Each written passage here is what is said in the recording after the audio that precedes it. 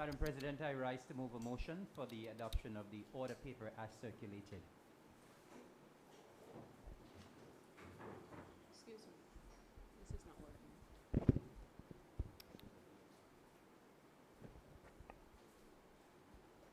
Try it.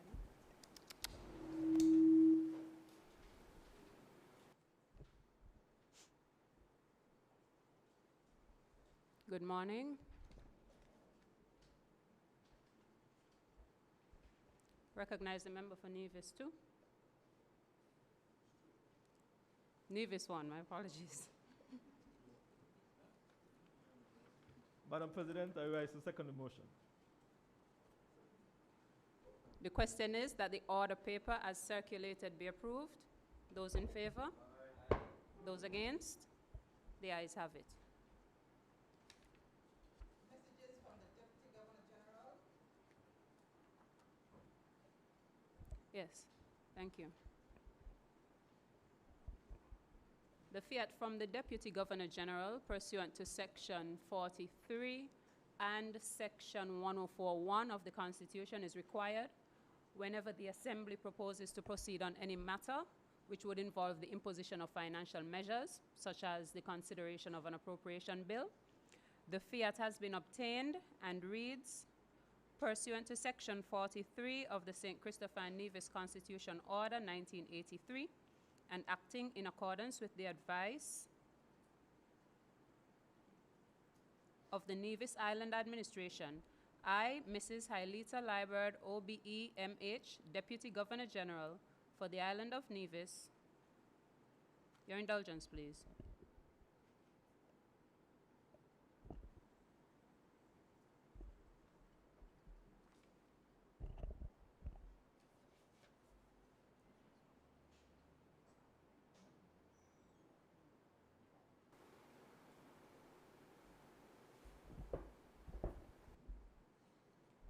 Thank you.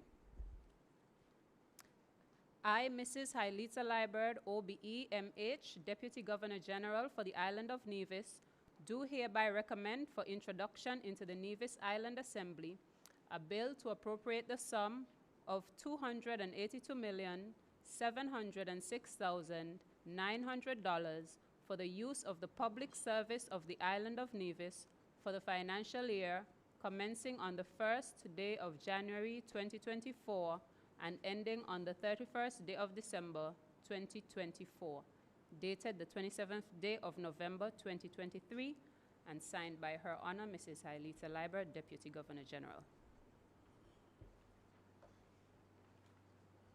Announcements by the President. Thank you.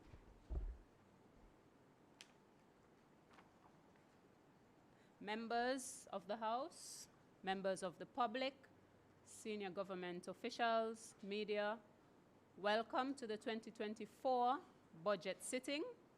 As usual, we have a full house this morning, and we are pleased to have you here to witness this important legislative process that will take place over the course of the next few days. As you sit with us, please be reminded of the rules of order of the House that have as their end the continuation of the proceedings without interruption. In this regard, please silence any device you have which may disrupt the proceedings. Also, refrain from anything that would distract any of the members while they are presenting. I would also like to extend a special welcome to a cohort of our youth parliamentarians who have joined us today. These young people have shown an interest in the development of our island, lawmaking, and policy. And part of the mandate of the Assembly is education. And so we continue to make efforts to strengthen our youth parliament and to expose the youth parliamentarians to opportunities for their exposure to parliamentary procedure and other activities for their growth that align with their interest in national development. In November, we were pleased to have representatives from our youth parliament engage in a debate hosted in the National Assembly by their counterparts in St. Kitts, debating a ban on single-use plastics in the Federation. We thank Michael Maloney, Steve Walters Jr., Alone Carty, and Brianna Farrell, who represented us there and contributed meaningfully to the debate. In a similar vein, we publicly congratulate our youth parliamentarian, Tiana Williams, who was recognized as one of the Federation's 25 most remarkable teens in the area of spiritual commitment in a special sitting of the National Assembly held on 27th November 2023. I'd also wish to welcome students of the Nevis Sixth Form College. I'm not sure if I'm seeing them or if they will join us. Oh, they're here. So welcome to the budget sitting. We thank you for coming. And for our members of parliament at the Assembly Legislature Office, we are taking steps to streamline our procedures to allow for greater efficiency and environmentally sustainable practices within the assembly machinery. Initially, the aim is to reduce our use of paper and move toward electronic communication on platforms where permissible by our standing orders and applicable legislation. We will shortly be sending correspondence to you in this regard, and we solicit your cooperation and support in this endeavor. Finally, we have received correspondence from the member for Nevis 5 with apologies for her absence from this week's sitting owing to ongoing medical issues. I have accordingly granted her leave to be absent from 3 consecutive sittings. Today would have been the 2nd, and she will also be absent tomorrow. The member has asked that we keep her in our thoughts and prayers during this time, and she has extended best wishes for the season to all. Thank you. Papers to be laid. Member for Nevis 2.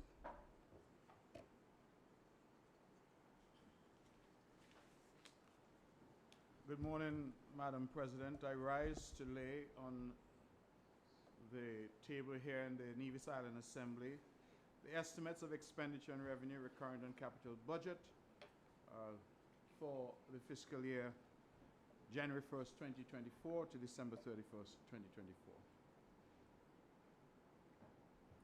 Madam President, while I'm on my feet, may I also take the opportunity to lay on the table of the Nevis Island Assembly in accordance with Section 76.4 and Section 108.2 of the St. Kitts and Nevis Constitution, 1983, and Section 8 of the Audit Act, number 8 of 1990, my report on the audit of the public accounts of the Nevis Island Administration for the year ended December 31st, 2022. And I would want to lay that in accordance with our constitutional and statutory duty to do so, Madam President. Thank you. Statements by ministers. Personal explanations. Introduction of bills and first reading. Member for Nevis 2. Madam President, I rise again to introduce and have read for the first time in this Honorable Assembly the Nevis Appropriation 2024 Bill 2023. Member for Nevis 3. Madam President, I rise to second the motion.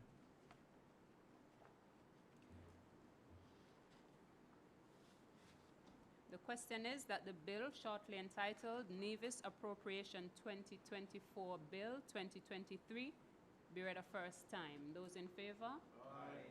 Those against? The ayes have it.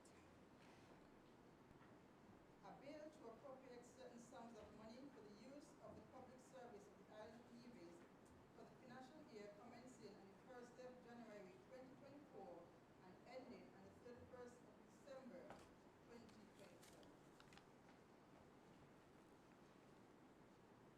The bill shortly entitled Nevis Appropriation 2024 Bill 2023 has been read a first time.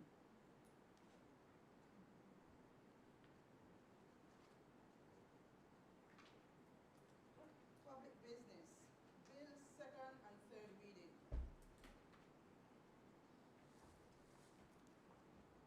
Member for Nevis 2.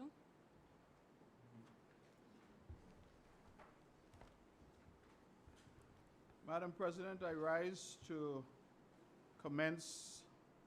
move that the bill shortly entitled Nevis Appropriation 2024 Bill 2023 be read a second time and to commence the debate.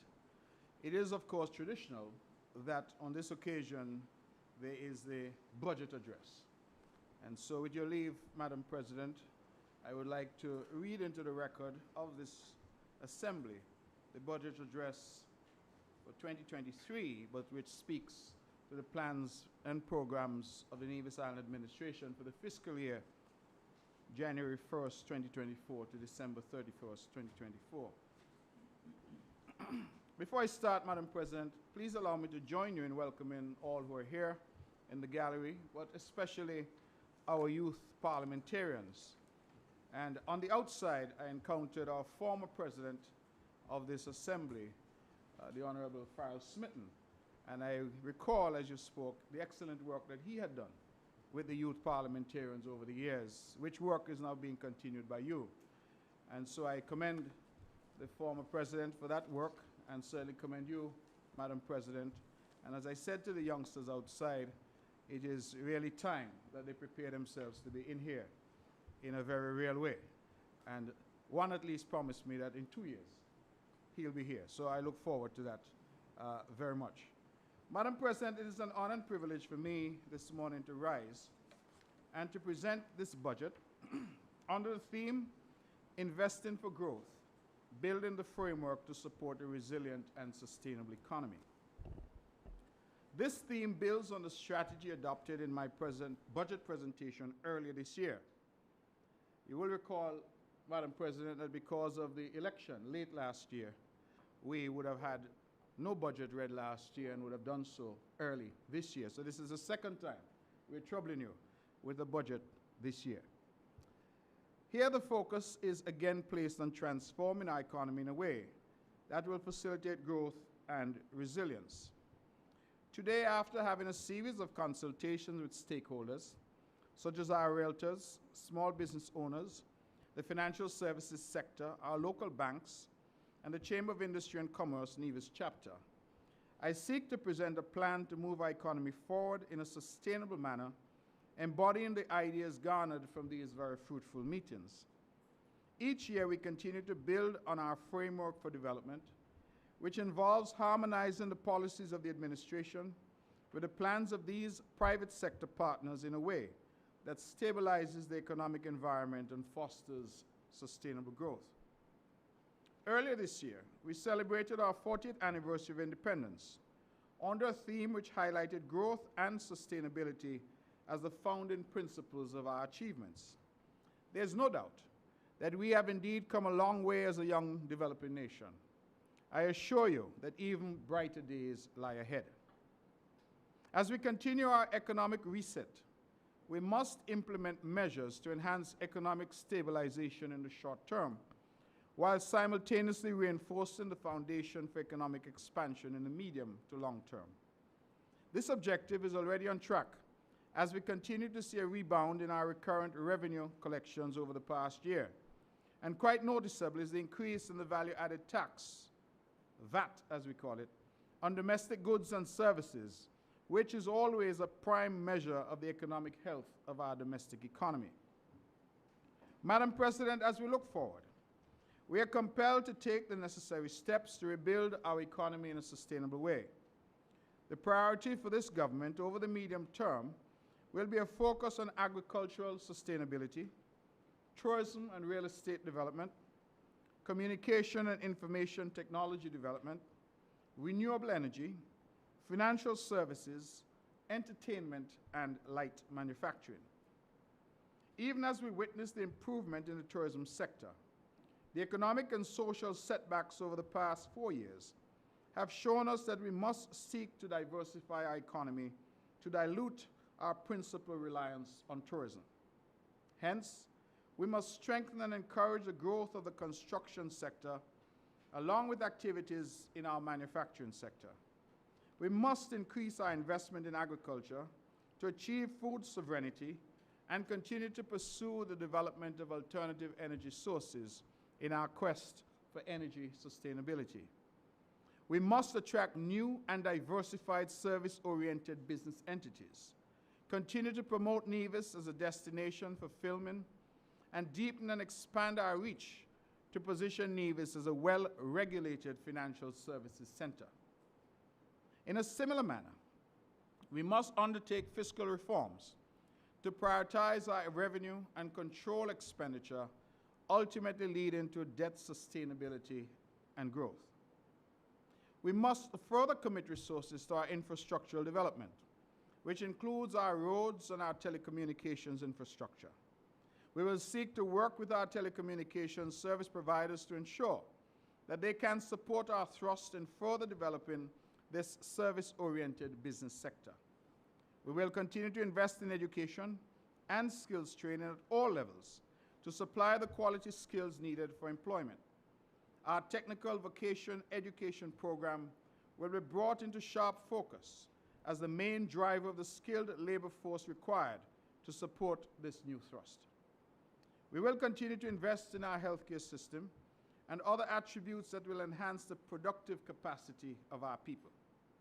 Further, as part of our developmental strategy, we will continue to initiate programs to deliberately stimulate employment in these emerging sectors. Special emphasis will be placed on our small business sector. Small businesses, Madam President, serve a pivotal role in the development of our economy. Even as we advance our economy, Madam President, we must ensure that our most vulnerable are not left behind. Our Social Services Division will continue its programs and initiatives which provide social safety nets aimed at reducing inequalities, alleviating poverty, and promoting the overall well-being of the most vulnerable members of our society. We shall continue to innovate to assist the most vulnerable in various communities. Our programs for our seniors and our vulnerable will continue in earnest. Madam President, I wish for this House and the public to be assured that this Concerned Citizens Movement administration will continue to pursue policies that would enhance our economic climate, promote investment, and stimulate economic activity with the ultimate goal of inspiring human progress and enhancing economic resilience. We put people at the epicenter of all we do, and every policy prescription must demonstrate that in Nevis, our people matter most. If I can now look at the international and regional economic developments. The economic statistics for the Federation of St. Kitts and Nevis, as produced by the Eastern Caribbean Central Bank, indicate that gross domestic product for the fiscal year 2022 grew by an appreciably 7.6%. The ECCB also forecasts that the economy of St. Kitts and Nevis is expected to grow by 3.8% in 2023 and 4.8% in 2024. In comparison, the Eastern Caribbean Currency Union region, which saw growth of 8.9% in GDP in 2022, is expected to grow by 6.4% in 2023 and 5.1% in 2024. Put simply, St. Kitts and Nevis is slightly off the pace in relation to the overall estimate in growth for the Eastern Caribbean Currency Union. In a similar manner, the International Monetary Fund, in its October 2023 World Economic Outlook report, indicated that the baseline focus is for global economic growth to slow from 3.5% in 2022 to 3% in 2023 and a further decline to 2.9% in 2024. These expectations are well below the historical average growth percentage of 3.8% witnessed over the period 2019 to 2020. The report further outlines that growth in advanced economies is expected to decrease from 2.6% in 2022 to 1.5% in 2023 and to 1.4% in 2024. The World Economic Outlook also advises that emerging markets and developing economies are projected to experience a marginal decline in growth moving from 4.1% in 2022 to 4% in both 2023 and 2024. On a positive note, the report does highlight the fact that global inflation rates are expected to decline steadily over the medium term. However, due to the magnitude of factors affecting prices globally, this decline in prices may take some time to be recognized by consumers. There continues to exist many downside risks to growth, such as the continued fallout from the war in Ukraine, commodity export bans, rising global interest rates, high cost of living, especially regarding energy, food prices and housing, climate change, and issues around geoeconomic fragmentation. If I can look now, Madam President, at a summary of selected achievements. We are indeed pleased with the work done thus far by this administration. Regarding infrastructural improvements, private sector growth initiatives, legislative updates to improve the business environment, and improved social safety net programs. We anticipate that these changes will advance our ability to take advantage of opportunities that would spur further positive changes in the economic landscape. There's no doubt that the work done thus far will aid in the development of a framework that will support long-term resilience and sustainable inclusive economic growth. Worthy of note is that for this past financial year, this administration has accomplished the following. We successfully implemented our retirement benefit scheme for all non-established workers. Very proud of that, Madam President, because over the years there had been a lot of talk. We have delivered. We paid public servants a second tranche of a 5% salary increase. We did that this year, having paid an initial 5% retroactive last year. We reestablished the operations of the call center premises in Brownhill. We facilitated the operations of an additional call center in Charlestown. We completed the reconstruction of the island's main road from Cliff Dwellers to Newcastle. We completed the resurfacing of the bypass road from the Artisan Village to Pump Road. We completed the main road works in Bath Village. We reinstated the hosting of the Financial Services Anti-Money Laundering Conference. We successfully hosted the first ever CTO Human Resources Conference in Nevis. That is the first ever time in Nevis that we are hosting that conference. We completed work on upgrading the facilities at the water taxi pier, and I'm advised that we should have an opening ceremony, I hope, soon. We commenced work for the construction of the broiler processing facility at Prospect. We relocated the Charlestown Health Center to new and improved premises, allowing us to focus our attention now on rebuilding the historic health center right here in the heart of Charlestown. We continued, Madam President, our housing revolution with home construction in Maddens, Craddock Road, Prospect, and Rices. We have completed the laying of over 12,000 feet of water mains island-wide to ensure consistent delivery of water. We have purchased and installed state-of-the-art mammography equipment and computer hardware and software at Alexandra Hospital, and have offered free mammograms to Nevisians for 2023. I emphasize for 2023 because the freeness stops on December 31st of 2023. So I encourage all of our women, as always, particularly those over 40, please go to the hospital and have your mammograms done. If I can turn now to the domestic economic performance. Madam President, our budget for this fiscal year 2023 was set at $261.65 million. It laid out a new condensed structure for the administration with expenditure plans for the near to medium term. Recurrent revenue was forecasted to grow by a modest 7% over what was collected in 2022, driven mainly by improvements in VAT collections, which had already showed signs of rebound post-pandemic. When we examined our actual achievement for the period 2022-2023, our recurrent revenue generated as of October 31st, 2023, amounted to $118.88 million.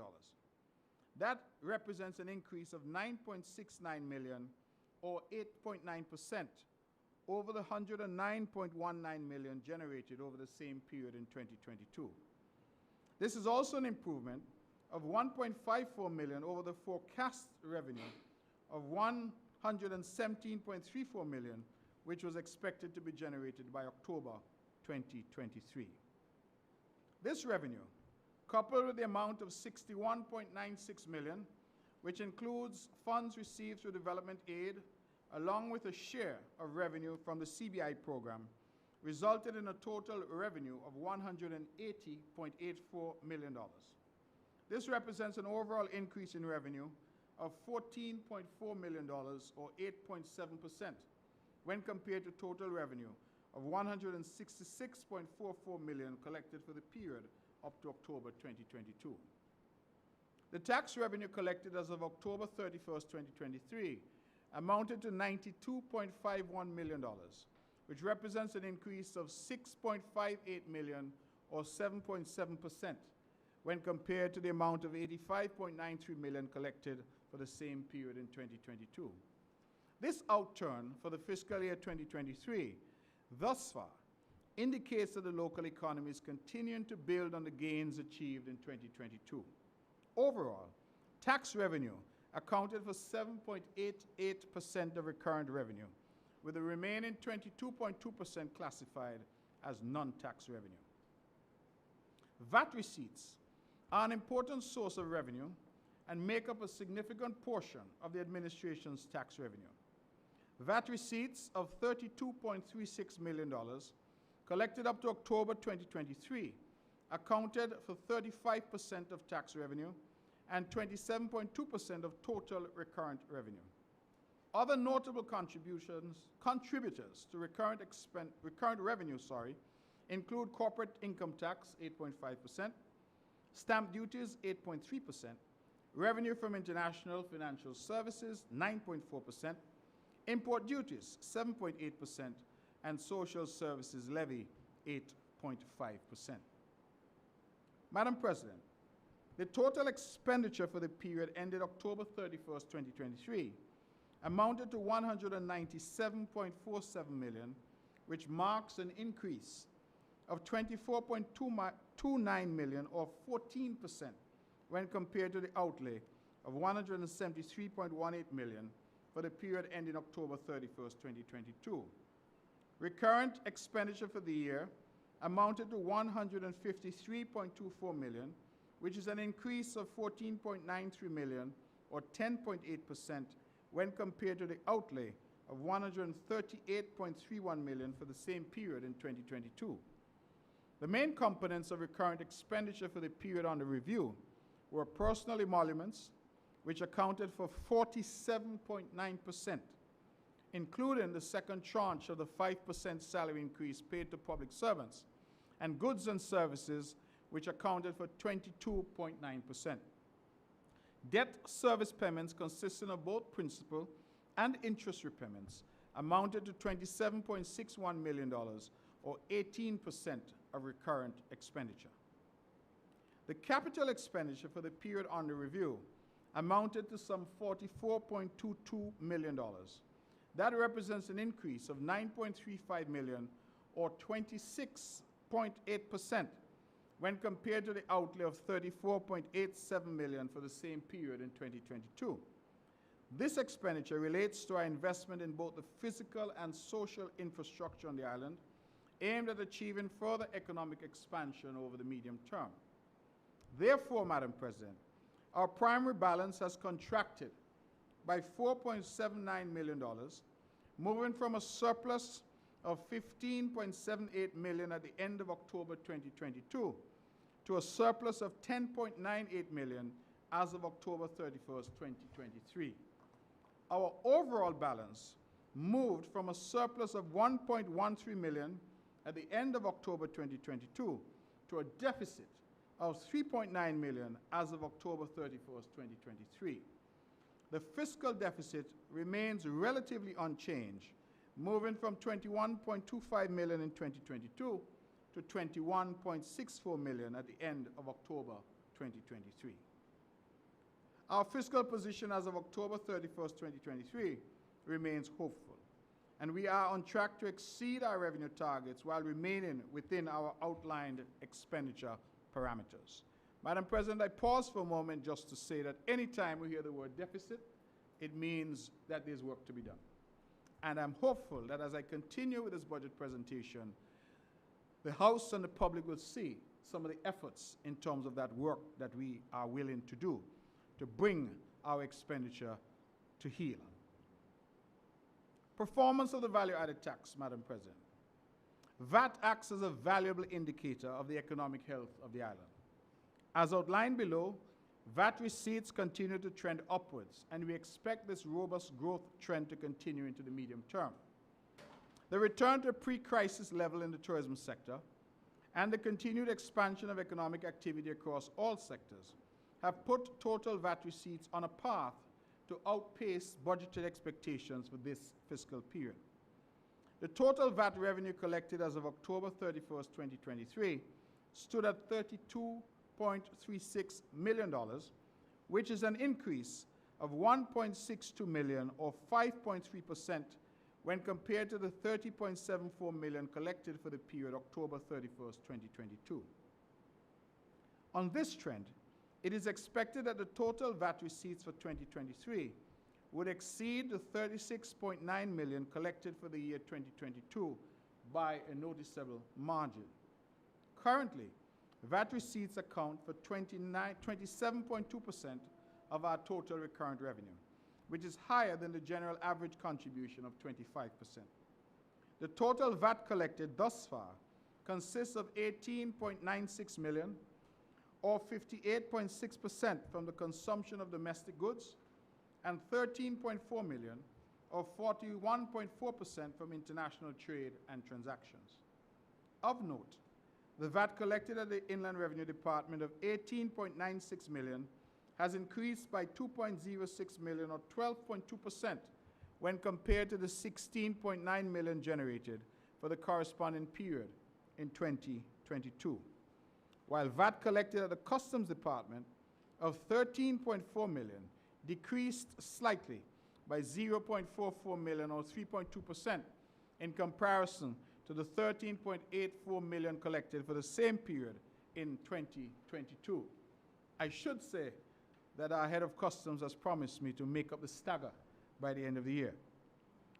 Madam President, these results indicate that even though the local economy still faces many challenges, the fiscal stance adopted by this administration to help navigate our economy through some of the worst economic times and chart a path for an economic rebound and transformation are holding steady. Let us now look at our public debt and debt restructuring. As of 31st October 2023, the central government debt stock portfolio stood at $480.08 million, which is an increase of 4.8% when compared to the debt level of $458.27 million as at December 31st, 2022. For the period under review, the central government domestic debt amounted to $450.74 million, which represented 93.9% of the total central government debt, while the foreign debt amounted to $29.34 million, which amounted to 6.1% of the total central government debt. And by central government, I mean the Nevis Island Administration debt. You will see from these numbers that our debt portfolio is heavily local, 93.9%, with only 6.1% being external debt. During the fiscal period, the administration contracted a loan in the amount of $3.2 million from the Bank of Nevis Limited to finance the resurfacing of the bypass road stretching from Pump Road to the Artisan Village at Pinnis. Additionally, we continue to draw down on the previously approved loan facility from the Bank of Nevis to finance the Island Main Road project stretching from Cades Bay to Newcastle. Our central government debt, combined with the debts of our statutory corporations, provide an overall public sector debt of $544.69 million as at October 31st, 2023, which indicates an increase of 4% when compared to the public sector debt level of $523.92 million as of December 31st, 2022. Madam President, this government seeks to be fiscally responsible, and therefore, any increase in debt at any level is unwelcomed. However, given the twin problems of upward pressure on expenditure, particularly in the areas of healthcare, education, and infrastructure expenditure, and the downward pressure on revenue caused by much slower than expected economic recovery, I believe that we can be proud to have kept the increase in total debt to less than 5% over this period. Notwithstanding our ability to service our debt effectively, it is critical and urgent that the Nevis Island administration embarks on a path to reduce the overall public sector debt. Debt reduction, both at the central government and critically at the statutory corporation levels, will therefore be a critical objective during this fiscal year. To achieve this, we will need to maximize our revenue collection and tightly control our expenditure.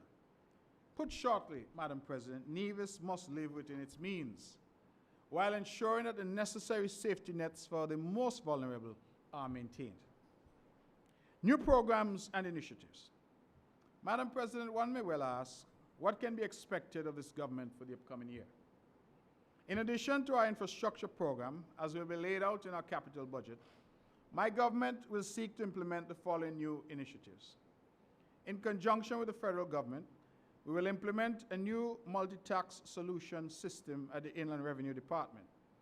This revenue management system will streamline and automate all tax administration processes from tax levying to tax collection while enhancing intelligent data reporting. It will transform the IRD from a paper-based organization into an electronic platform offering online portal services for business registration, filing, and the payment of taxes. The much-anticipated go-live date is the first quarter of 2024, and a series of taxpayer education programs to build awareness will commence early in the new fiscal year. We have promised, Madam President, this new system will assist us in being more efficient in our tax collection. We will honor our commitment to pay the final tranche of the 5% salary increase to our public servants. This was a commitment made and a commitment that will be kept. For the avoidance of doubt, come January 1st, 2024, all public servants in Nevis will get a further 5% increase in salary, which means that over the course of the last 2 years, Madam President, we would have delivered on our commitment to give a 15% salary increase, the largest in the history of the island of Nevis.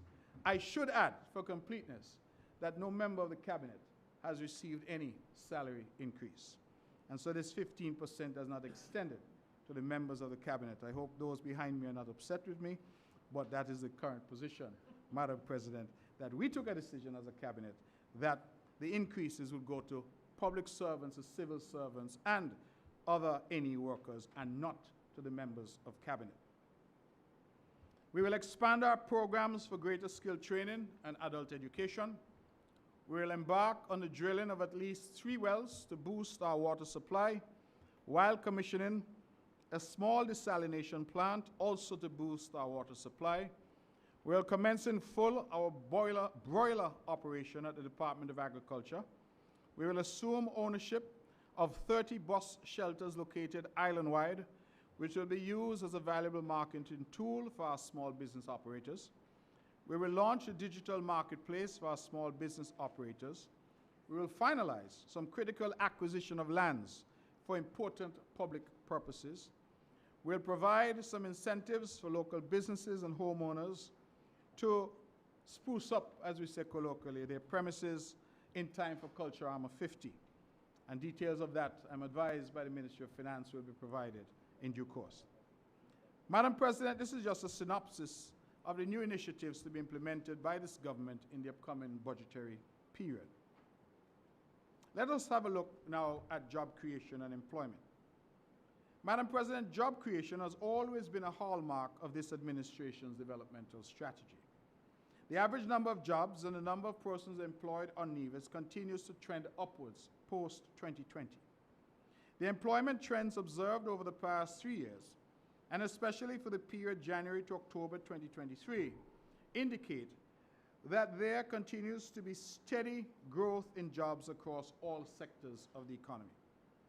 The average number of jobs as of December 31st, 2022 stood at 6,057, while the average number of persons employed as of December 31st, 2022 stood at 5,583, indicating that there was a surplus of jobs on the island. This surplus has been satisfied by some 457 persons reported to hold multiple jobs, or put simply, employed by more than one employer. And these statistics are from Social Security, so they're not our numbers, but Social Security numbers. During the period December 2020 to July 2023, there has been a 28% increase in the average number of jobs on the island. A significant portion of this growth is in the tourism sector, which at the end of 2020 moved from 661 jobs to 1,234 jobs at the close of fiscal year 2022, and remained steady around that level up to the third quarter of 2023. The average number of persons employed as registered with the St. Christopher Nevis Social Security Board at the end of December 2022 stood at 5,583, which indicates an increase of 25.6% when compared to the 4,445 persons in 2020, and a 6.5% when compared to the 5,244 persons employed in 2021. The reported number as of July 31st, 2023 was 5,534, which is already ahead of the 2020 and 2021 outcomes, and is expected to further increase during the latter half of 2023 as we head into the more robust part of our tourist season. Similarly, Madam President, data as provided by the St. Kitts and Nevis Social Security Board indicate that at July 2023, the average number of jobs in Nevis stood at 5,965. This outcome has not only surpassed the 4,646 jobs reported for the entire year of 2020 and the 5,638 jobs reported for the year of 2021, but is on par with the 6,057 jobs reported for 2022, even as we are yet to see the commencement of the 2023 tourist season. The data also indicates that as of July 2023, there was a surplus in the average number of jobs by some 431, which again may have been satisfied by the 421 persons that were reported to hold multiple jobs for this period. So that I'm clear, Madam President, the Social Security data is saying that there are more jobs in Nevis than workers. And so that gap is being filled by some people having multiple jobs. So I just want to make that clear so that the public understands the numbers. Of note is that post-2020, the number of persons holding multiple jobs has grown by 114.8%. In 2020, 196 persons held multiple jobs. 2021, 382 persons. 2022, 457 persons. And thus far as of July 2023, some 421 persons hold multiple jobs. There continues to be significant growth in average gross wages earned by employees on the island. The average gross wages earned moved from $13.25 million at the end of 2020 to $21.66 million as of July 31st, 2023. This indicates a growth of 63% post-2020.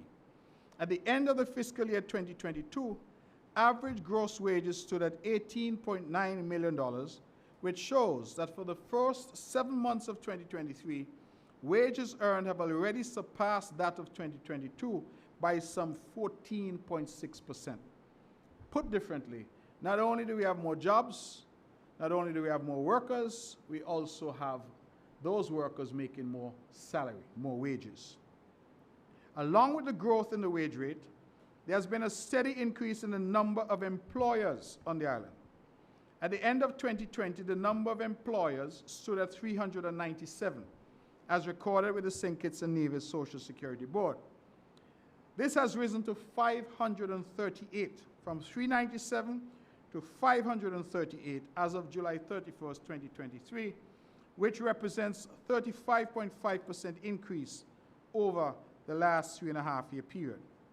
As the economic conditions on the island continue to improve, it is anticipated that businesses will expand and that new startups will be entering the market. The employment data across all sectors is encouraging, and it is expected that these numbers will continue to trend upwards in the medium term. Madam President, the above is borne out through the Social Services Levy, collected at the Inland Revenue Department and levied on direct wages. The amount collected up to October 31st, 2023 stood at $10.2 million. This is an increase of $1.3 million or 14.6% when compared to the amount of $8.9 million collected for the same period in fiscal year 2022, and an increase of 18.5% or $1.59 million when compared to the $8.61 million collected in 2021. If I can synopsize what I have taken. Okay. Christmas. Oh, the noise. It's not coming from me. So, Madam President, to synopsize, it appears from the data from Social Security that Nevis has grown in terms of jobs, has grown in terms of those employed, has grown in terms of the wages being earned by those employed, has grown in terms of the number of employers, and as a result, our taxes levied on wages, being the social services levy, has grown as well. So all the indicators are aligned. And I believe, Madam President, as I always say, that the numbers are actually higher, because we know that not everyone is registered with Social Security, and therefore we anticipate that there is still some element of the population and still some element of the economy which is unaccounted for. I can think, for example, of many of our self-employed individuals who are not registered with Social Security. And whenever I get the occasion, as I do now, I encourage them, please, to go in and register with Social Security. Some see Social Security as a tax. It is not a tax. It is an investment in yourself, so that when sickness comes, when pregnancy comes, when old age comes, when retirement comes, you have a little something that you can get back. So I invite our people again to go in and register, because I'm certain that these numbers would actually look even better if more people were registered with Social Security. Let me now look at some public-private sector partnerships for development.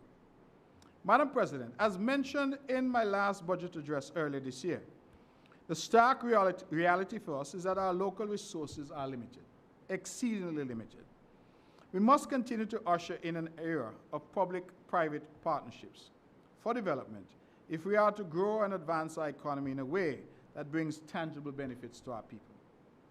To that end, this administration was delighted to establish a partnership with Radius Holdings LLC, a US-based company, to commence operations at the call center in Brown Hill. We all remember that that center had closed abruptly and had remained closed for some time.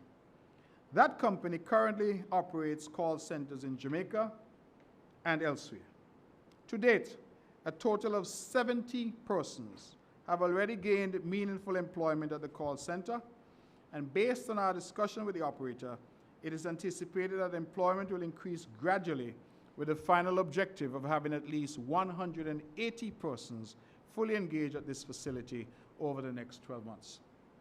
This data processing center serves clients worldwide with front office services, debt collection, and other exercises. In a similar manner, we have collaborated with telemed partners out of the US to facilitate the opening of the first ever medical type call center operation on Nevis. This center, which is located in Charlestown, presently employs a staff of 9 persons and provides front office services for medical doctors in the United States. It is projected to increase employment to at least 40 employees over the next 12 months. In the area of manufacturing, we are partnering with the Nevis Peak Brewery Company Limited to develop a brewery in Nevis. We have talked about this for some time. It appears that it is now coming to fruition. The first phase of this operation will see the opening of a restaurant and brew pub at Pinneys, with the future intention to develop a full-scale brewery on Nevis. It is envisaged that this entity will employ at least 20 persons when it becomes fully operational. We continue to strengthen our partnership with the Nevis International Service Providers Association, and to this end, a contingent from both NISPA and the Nevis Investment Promotion Agency participated in the STEP Caribbean Conference in Panama in June 2023. This conference was very insightful, and both entities were able to benefit from quality education, useful resources, valuable connections, professional recognition, and international connections. Following this exercise, we witnessed the redomiciliation of several financial services entities from that region to Nevis. The Nevis Investment Promotion Agency, NIPA, collaborated with Sotheby's, a real estate and investment company operating here in Nevis, to create a series of webinars entitled The Allure of Nevis, targeting investments in real estate, yachting, tourism, finance, and banking. These informative webinars provided fast-track information from expert panelists within the listed fields, with the aim of advancing Nevis as a destination that is open for investment and open for business.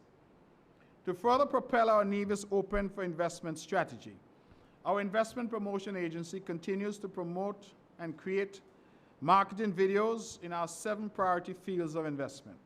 These are financial services, tourism services, light manufacturing, real estate, ITC and communication, agriculture, and entertainment. These videos, which are disseminated to our digital audiences via social media sites, are designed to sensitize the public, local, and foreign investors of the investment opportunities available in Nevis. We welcome the recent news that there has been a court order for the finalization of the sale of Niswood Plantation Inn. That property once provided significant employment to the good people of St. James and was a source of economic activity for our local fishers, farmers, and other allied agencies in the tourism sector.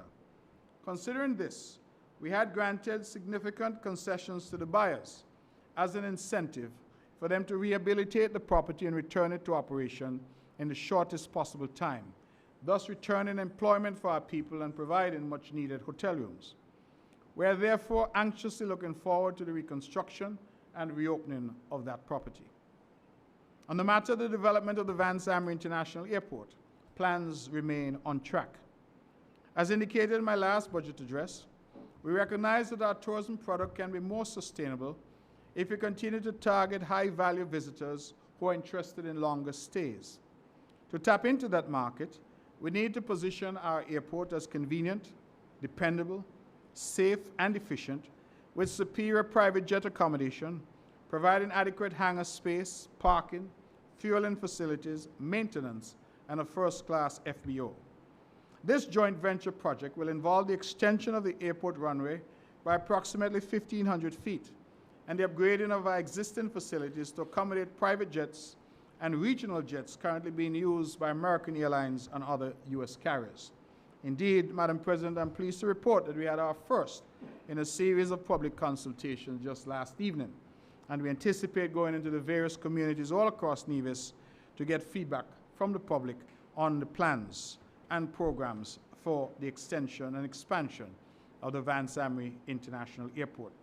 Some may wonder about the regional jet, but we are aware, Madam President, that Anguilla and Dominica, close by, are currently utilizing American Airlines out of Miami. In fact, I was in Miami recently, and there were 2 flights that day from Miami International to Anguilla used in the regional jet. And that is what we anticipate that we too will be able to benefit from here on the island of Nevis, in addition, of course, to providing the services for the private jets, which we know come here, particularly during the Christmas season. I am pleased to report that we have signed a contract with the engineering and design firm Perez Engineering to provide professional services for the airport expansion, reconstruction, and design, along with construction supervision for the proposed works to be undertaken at the airport. We have made adequate provisions in this budget for the funding of Phase 1 of this work, which will involve the consultation and design phase of the project. I'm also pleased that the public consultation, I said earlier, Madam President, have started. And this, of course, is consistent with our commitment to be an open and transparent government. That, Madam President, brings me to the important tourism sector. I wish now to turn attention to the all-important area of tourism, which remains a critical pillar of the Nevisian economy. As we continue our gradual recovery, our tourism sector experienced modest growth in 2023, marked by stronger levels of bookings at hotels, restaurants, tour companies, and other tourism enterprises.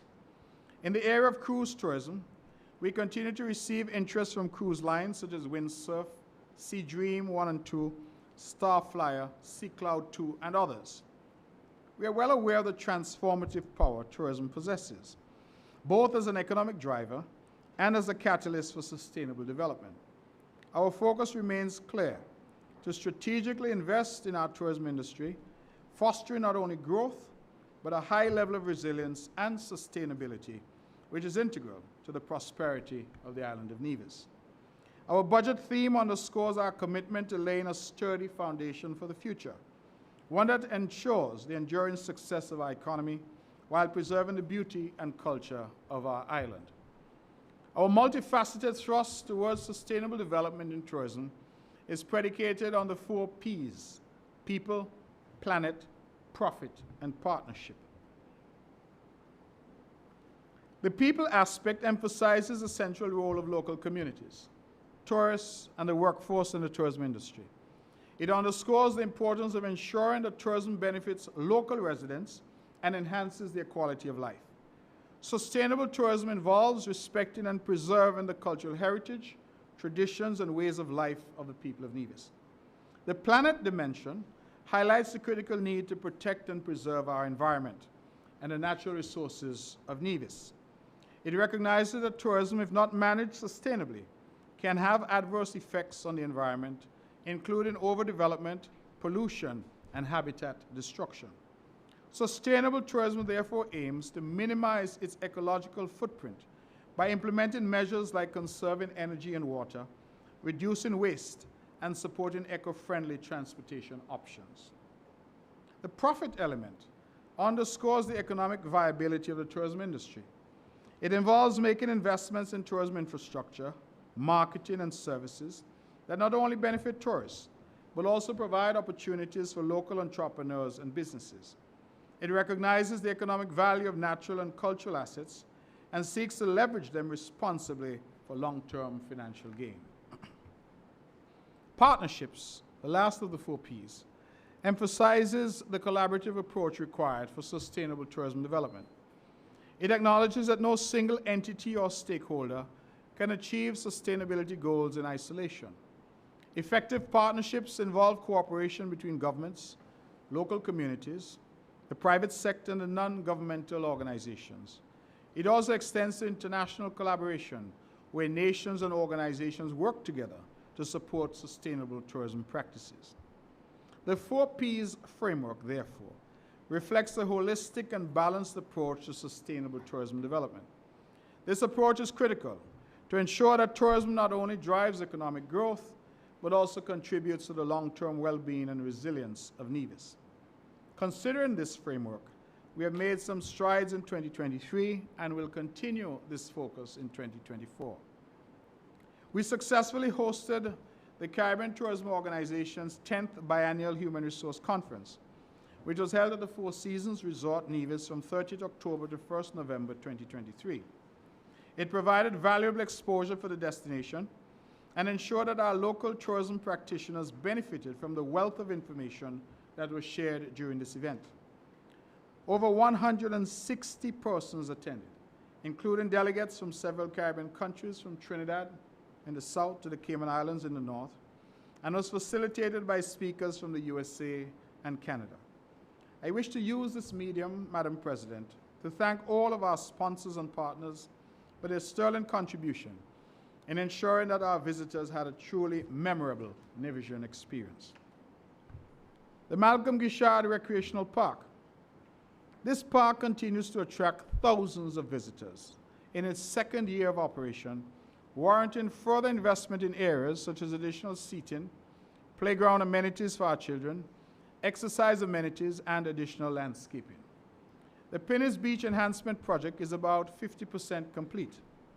We are confident that it will enhance the entire Pinnis Beach area. The work being done will make the area more attractive for business and recreation through improved drainage, upgraded road networks, a centralized sewage system, improved lighting, proper parking, improved security, and landscaping. The project is expected to be completed by mid-2024.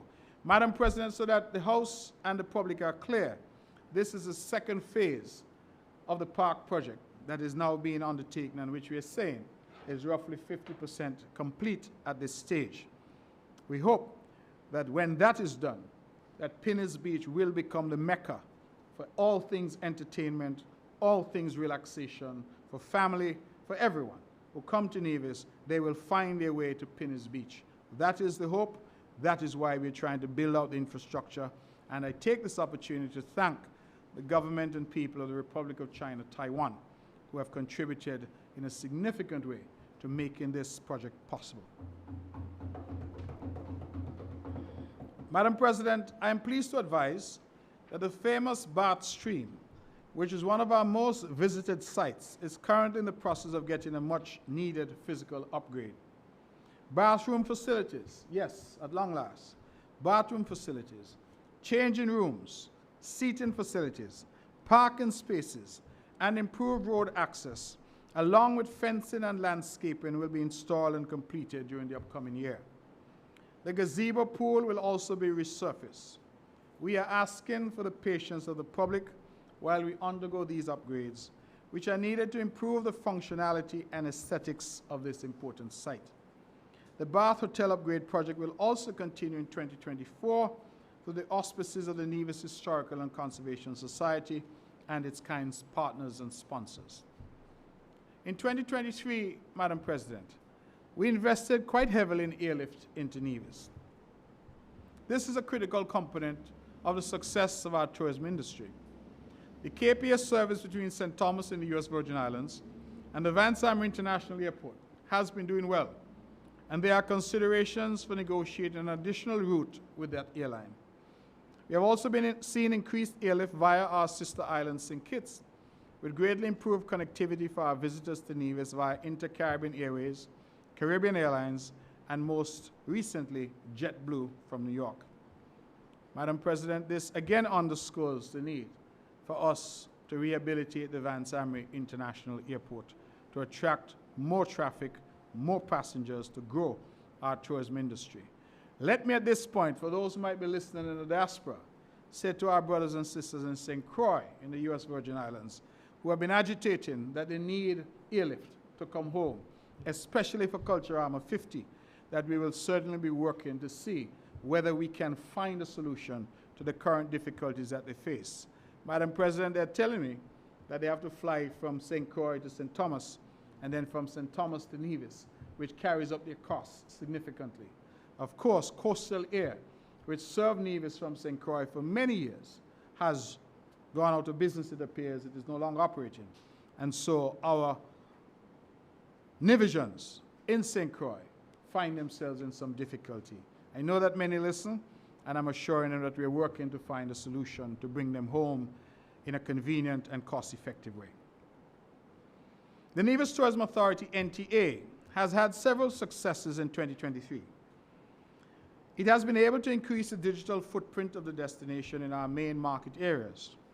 The NTA has aggressively created a greater awareness of the destination through its digital marketing efforts. Viewership to the destination website has increased by 110%, and there has also been increased engagement on social media platforms by some 300%. We've had a total of 15 million impressions. Year to date, the social media efforts of the NTA have resulted in over 350 public relations, print, online, and social media mentions, as well as increased coverage with a possible global reach of 5 million. We have asked the NTA to increase the digital efforts as a more cost-effective way to advertise Nevis. And if there's any indication of our rebound in tourism.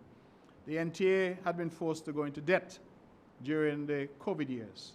The NTA, I'm pleased now to say, is in the black and no longer in the red, and doing quite well as a result of that 2% that is paid on hotel stays, restaurants, and allied services. Both the USA and UK sales reps continue their work among trade partners in their respective areas. We have increased our destination education programs with tour operators and travel agents, particularly those located in Northeast US and London, UK, which are the main feeder market areas for Nevis. The NTA held very successful joint road shows with the St. Kitts Tourism Authority in London and in the northeastern United States. Particularly with the increased airlift from JetBlue into the Federation, Nevis partnered with the St. Kitts Tourism Authority to educate travel agents in Boston, Connecticut, New York, and New Jersey, all feeder cities for JetBlue. This initiative has resulted in immediate bookings for stays at our hotels. I want to commend Mr. Devon Liebert, our CEO, the board and entire team, and Mr. Fayon.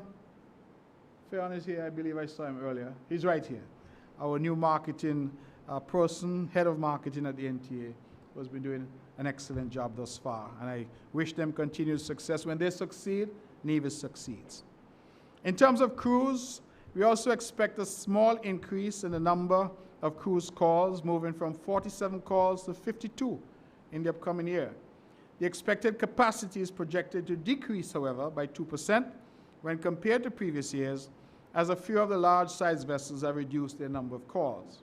However, Madam President, we are expecting the return of Club Med 2 with 6 calls carrying 394 passengers, and Spirit of Discovery with 1 call carrying 999 passengers.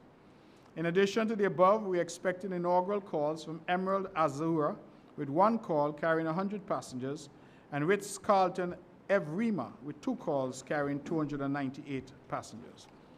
Madam President, let me just say that quite a few of these calls are on Sundays.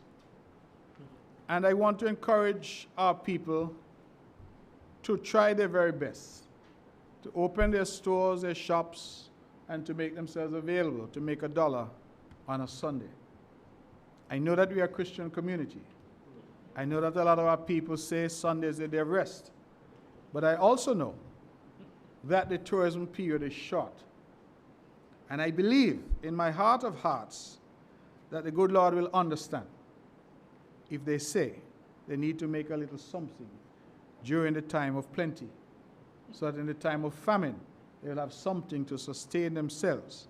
And encourage all of those who make a little something on Sunday to put a little extra in the plate in church when they do go.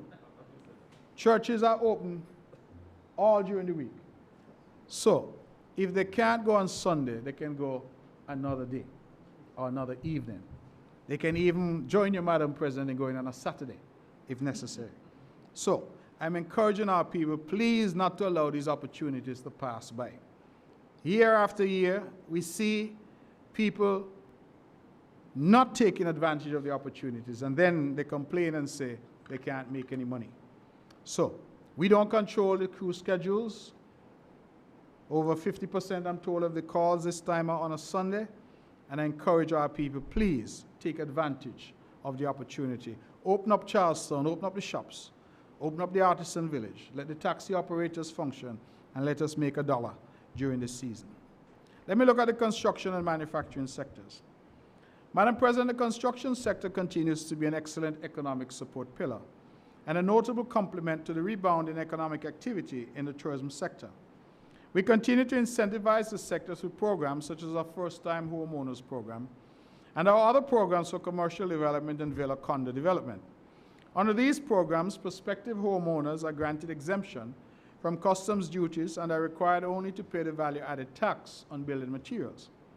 The data provided by our Department of Physical Planning show that for the period January to October 2023, a total of 239 building applications were received by the department, ranging from new home construction, renovation of existing properties, construction of apartment buildings, construction of commercial properties, and erecting of perimeter fencing.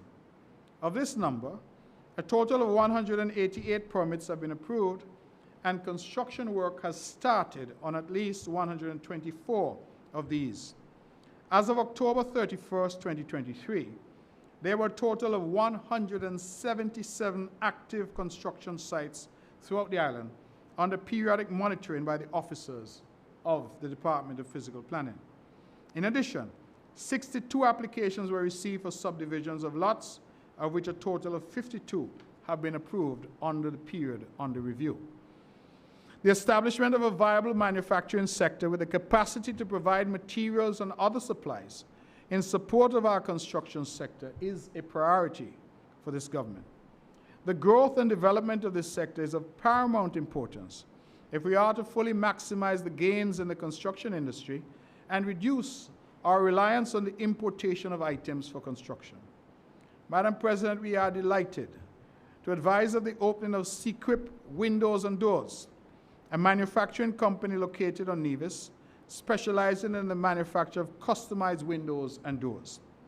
This is a welcome addition to our stock of manufacturing entities.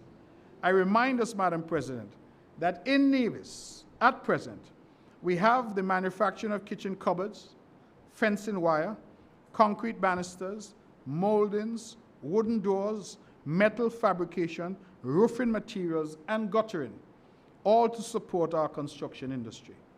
In addition, we have the manufacturing of rum, natural beauty products, and face masks, all happening in Nevis. And on rum, I know we are manufacturing legally and some illegally.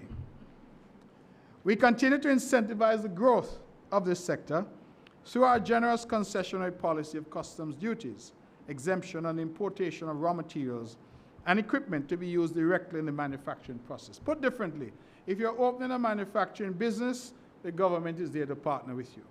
We provide customs duties, waivers, and exemptions on the importation of your raw materials and equipment to be used directly in the manufacturing process.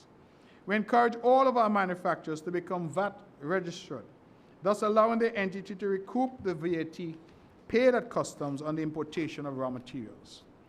Let me shift quickly to the all-important agricultural sector. As it relates to our agricultural sector, Madam President, this is a vital sector which has been given pride of place by this government. We know that larger countries are unable to satisfy their own internal demands, resulting in restrictions in the quantity of food being exported.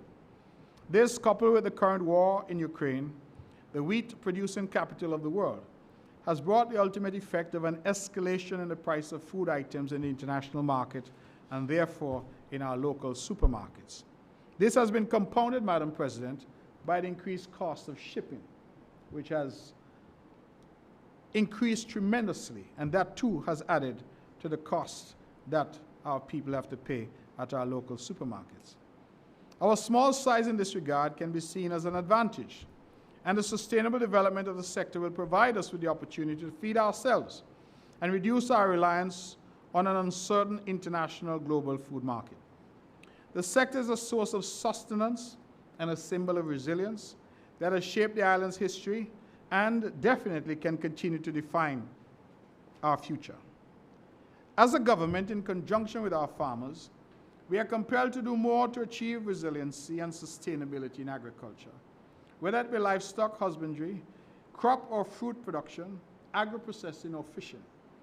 There are significant agricultural opportunities that are arising from the current difficulties that suppliers in the global market are experiencing in regard to the exportation of food. Our farmers have demonstrated their ability to produce a wide variety of food products. However, the critical concern, Madam President, is the consistency of supply. Our people demand food daily, and therefore, the concept of seasonality of production, especially as it relates to vegetables, must be negated. There is therefore a need for consistent local production, which can encourage import substitution, which in turn will support the expansion of the sector and ultimately lead to the creation of more employment in the sector, along with increased income levels for our local farmers. This approach is the underpinning concept of the aspiration of CARICOM's 25 by 25, which is a policy framework aimed at reducing food imports by 25% by the year 2025. We are fully aware that the agricultural sector on the island of Nevis faces its share of challenges. The limited availability of land space for cultivation and animal grazing, the vulnerability to natural disasters, and the pressures of climate change present hurdles that our island's farmers have worked diligently to overcome. To confront these hurdles, Madam President, it will require the adoption of modern agricultural techniques, the integration of technology, and government support to build resilience in this sector. Therefore, our government continues to promote green or shade house facilities as a preferred means of farming, especially for short-term crops such as tomatoes, lettuce, and sweet peppers. To date, I'm proud to say that there are 24 greenhouses presently under active cultivation and contributing at least 50% of the short-term crops available for consumption. In a similar manner, we are encouraging and incentivizing animal farmers to engage in intensive and semi-intensive farming to combat the challenge of limited land space as we seek to meet the increasing demand for meat and meat products. As a testament to our efforts at increasing food crop production, a total of 95,485 pounds of food crops were processed at the Lawrenson Parry Agricultural Depot at Prospect during the period January to November 2023. These include watermelon, butternut squash, sweet potatoes, tomatoes, and sweet peppers. Almost 100,000 pounds of food processed through that facility, Madam President. During the upcoming fiscal year, the Department of Agriculture intends to put some 700 acres of land under active crop cultivation and livestock production at New River, Prospect, Cades Bay, Potworks, and Indian Castle.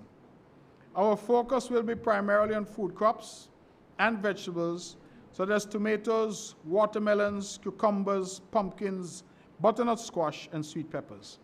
We also expect the fruit orchard at Indian Castle to start producing in earnest, especially coconuts, which are now widely sought after.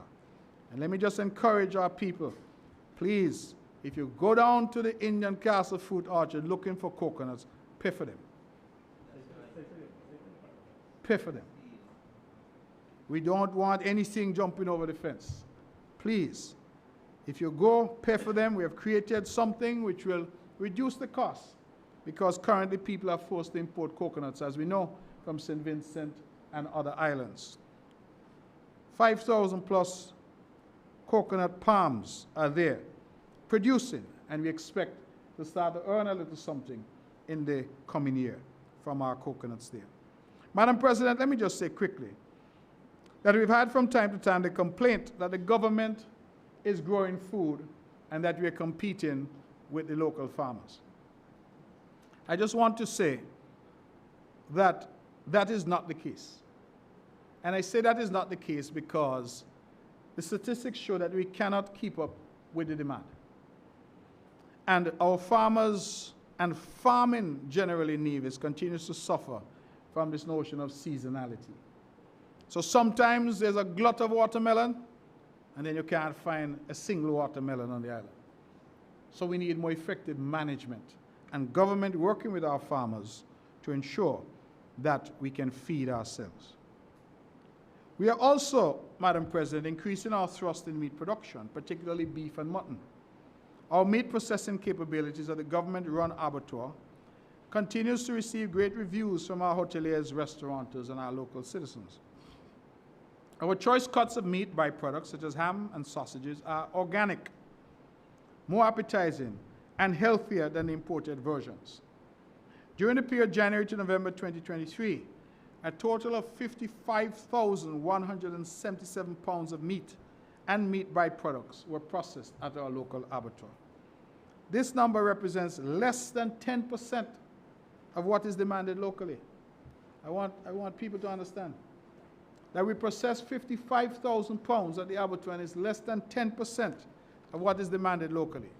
And as such, we urge our livestock farmers to take both a scientific and, importantly, a business approach to their operations if we are to close that gap.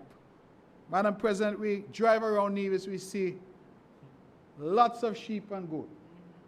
all along the road, walking all in town, blocking traffic. But when you find who own them and the butcher says, I want to buy, they say, I don't have any to sell. We need our farmers to see farming as a business. And this tradition of saying that I like to see them, that's my wealth. And then when dogs get in the pen and kill 20, they start to complain. You could have sold those 20 and had some much needed income. See it as a business, because we are less than 10% able to supply our demand. We are pressing ahead with our efforts to pursue broiler production, with the acquisition of a turnkey bird processing plant, as well as the associated equipment for the provision of the various chicken parts. The construction and installation of the turnkey facility at Prospect is expected to commence very early in the new year, and we expect to complete it in 2024. We wish to thank the Inter-American Institute for Cooperation on Agriculture, IICA, for their support in providing training and expert consultation on this project. In preparation for the launch of this signature project, the Ministry of Agriculture continues to engage in discussions with potential farmers. We are actively pursuing the purchase of lands which will be subdivided and made available to farmers via leasehold agreements for the rearing of birds. It is the Ministry's intention to operate only the processing facility. And this will be done in a similar manner as our abattoir, allowing private farmers to engage in the production of birds, with government assuming the responsibility of processing and marketing the sale of the poultry products. We have already approached suppliers of baby chicks in Barbados and the United States. We urge interested farmers to start the necessary preparation for the housing of their birds, as we wish to have birds available for processing as soon as the facility is commissioned for operations early in the new year. These birds take 6 weeks to mature, and it is the department's intention to have the assigned livestock officer work closely with farmers to develop a proper rotation system so that there can be a constant supply of birds to the facility at each rotation. Our target, Madam President, is 10,000 birds every week. That equates to 50,000 pounds of chicken for our population. It's a small step when compared to the average amount of 132,500 pounds of chicken consumed weekly by residents in Nevis. We also encourage the establishment of a hatchery to supply our own chicks. This will complement the hatchery to be developed in St. Kitts through their partnership with the Republic of China, Taiwan, and the government stands ready, willing, and able to offer the necessary incentives to make this a reality for investors. Let me look at the financial services sector and how we are seeking to redefine that sector. As it relates to this all-important financial services sector, I am pleased to report that during this fiscal year, we were delighted to host the annual AML CFT CPF conference. This conference, which has garnered international commendation, was attended by well over 180 participants. The participants comprised of management and staff of local registered agents and participants from jurisdictions such as the United States, Dominica, British Virgin Islands, and as far south as Panama and Uruguay. This conference, which was held under the theme Accountability in Action, Managing Evolving Compliance Risks and Threats, was quite an appropriate response to combating the concerns of the international regulatory agencies. The goalposts in this sector, Madam President, are ever-changing, despite our best efforts to comply with the requirements of these international agencies. We will always remain under the threat of being listed, whether so-called blacklists or gray lists, from entities such as the OECD and the CFATF. The rules and guidelines imposed on us by these agencies are changing day by day and are designed to slow our growth in developing this critical sector. We must remain resolute, even in the face of these difficulties. The threat of de-risking and the loss of correspondent banking relations for our commercial and international banks are challenges that we must confront and overcome. To combat this, we must seek to enhance our technological development and develop alternative means of settling transactions. The use of digital platforms and the development of virtual assets as a means of settling transactions must be brought into sharp focus for the sustainability and survival of this all-important sector. Madam President, the Federation of St. Kitts and Nevis completed its mutual evaluation exercise late last year. I am advised that the report for St. Kitts and Nevis' mutual evaluation was again reviewed at the CFATF plenary held in Aruba at the end of last month. The initial report following the completion of the mutual evaluation exercise did provide some technical challenges for us and rated our jurisdiction as partially compliant. We are confident that following our responses to the issues raised in that report and our presentation at the recently held CFATF discussions, that our jurisdiction will retain or regain its rating of largely compliant. In a similar manner, the 16th Global Plenary Meeting was held in Lisbon, Portugal at the end of November, at which our jurisdiction, like others, was put under sharp focus as it relates to tax matters and the transfer of information for tax purposes. Madam President, this sector will always be evolving. External pressures will force us from time to time to make necessary legislative changes if we are to maintain our status as a well-regulated and reputable financial services jurisdiction. I wish to assure all the stakeholders in this industry that this government stands committed to doing whatever is necessary to maintain the reputation and good standing of this sector. In demonstration of the importance of this sector, the data generated by the Financial Services Registry indicates that as at October 31st, 2023, there were 15,546 active entities on our registers. This is an increase of 36% when compared to the total of 11,392 entries on the register in December 2022. Quite noticeable is that new incorporations for the period January to October 2023 stood at 3,003 when compared to the 1,507 entities incorporated for the same period in 2022. These new incorporations are comprised of 2,084 international business companies, or IBCs, including 5 entities providing international insurance services, 810 limited liability companies, LLCs, 101 entities providing trust services, and 8 multiform foundations. Additionally, there were a total of 44 active trust and corporate service providers on register as of November 2023. Despite the challenges, Madam President, this sector continues to be a dominant economic pillar. It generates up to 15% of our direct revenue and plays a substantial role in private sector economic transactions in areas such as wages and salaries earned, telecommunications, property rental, and transaction remittance fees through our domestic banking sector. We have also seen significant growth and interest in our international banking sector. We expect shortly to move from 3 international banks to 6 and anticipate future growth in this area.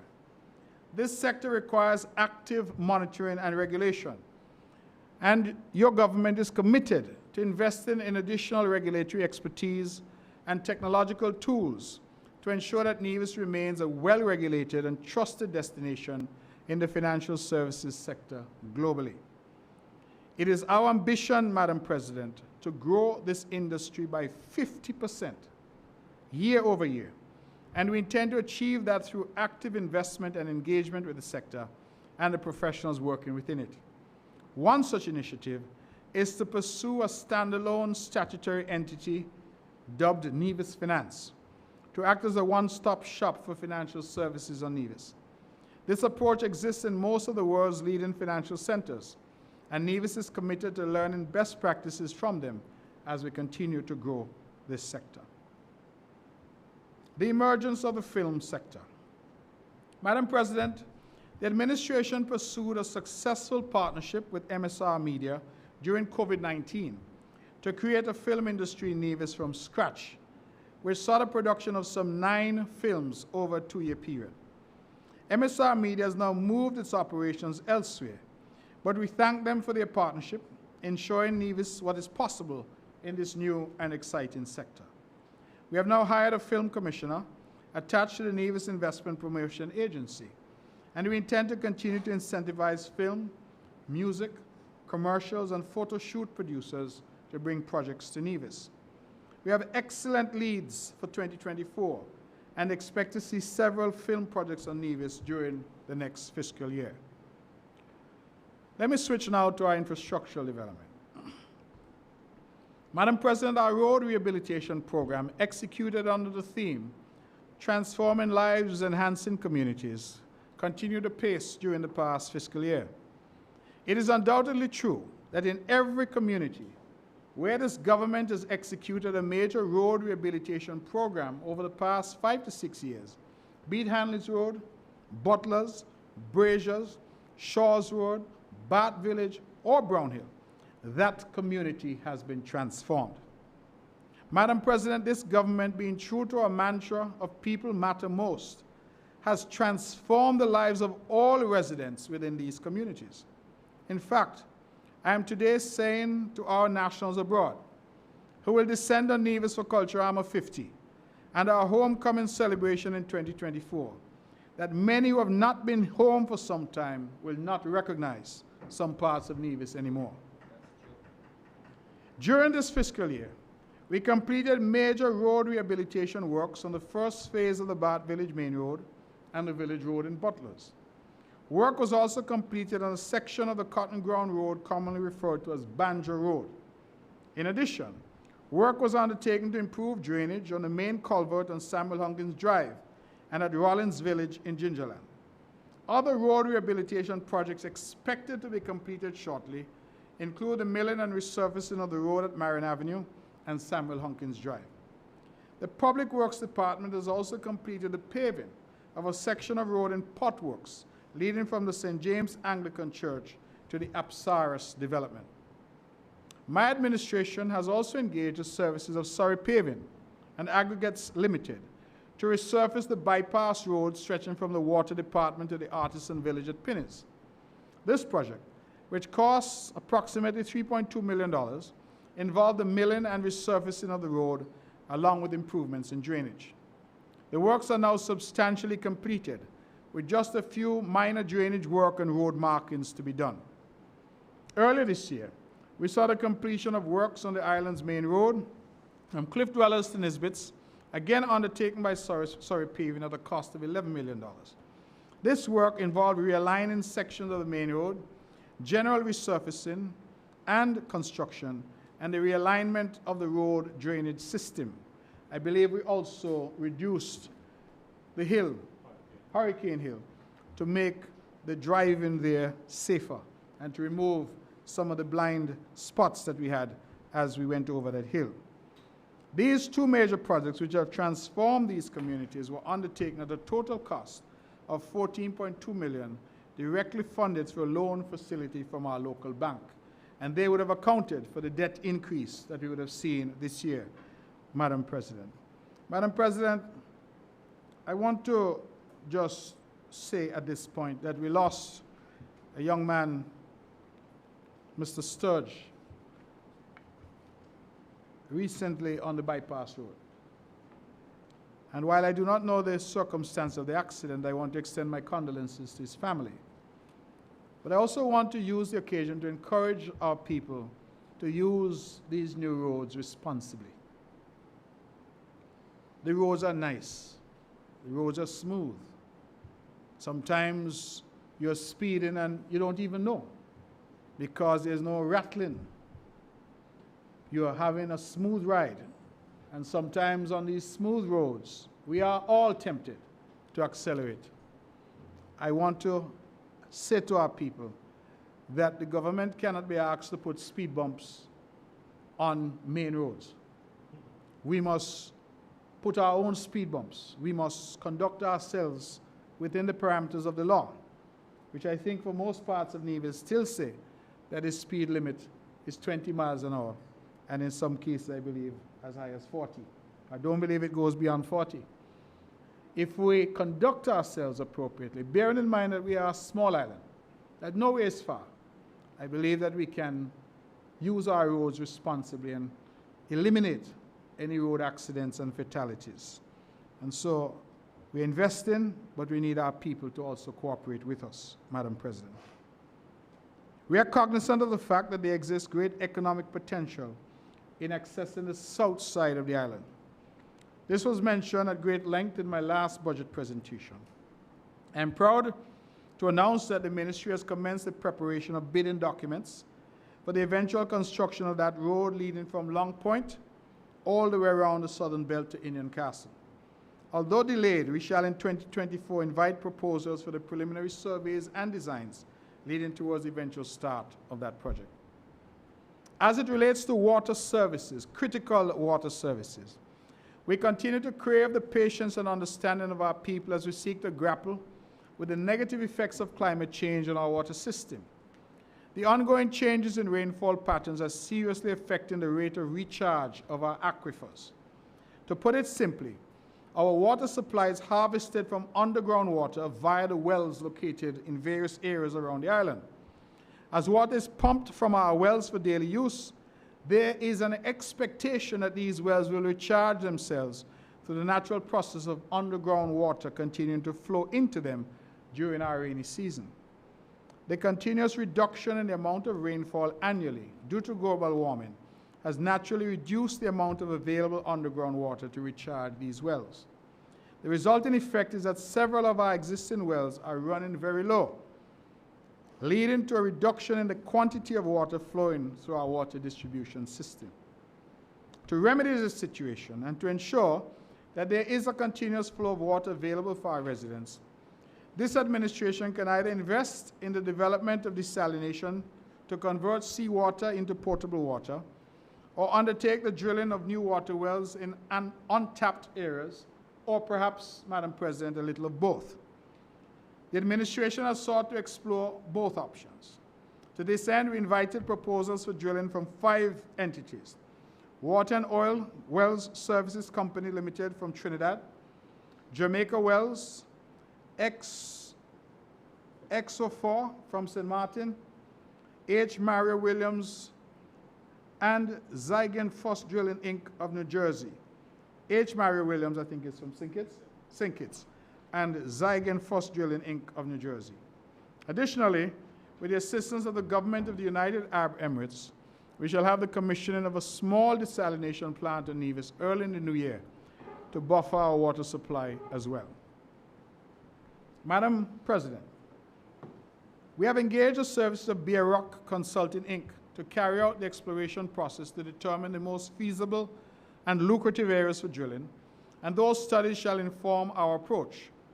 Drilling of wells is an expensive venture, and as a government, we must seek to use the best knowledge and expertise available so that our resources are not wasted by drilling into areas which are not viable. I'm happy to report that we have identified 3 areas that we think are worthwhile for drilling. Those areas are Descent Estate, Rollins, and New River. All of those are in Gingerland. It is the intention of my government that, having received proposals and selected the driller, they can be mobilized very early in the new year. We've allocated an amount of $5 million in the budget to facilitate the work on the first phase of this water drilling program, and I should be able to say, as I do, that we've also sought some external funding from friendly governments to assist in this project, which is part of our climate adaptation strategy.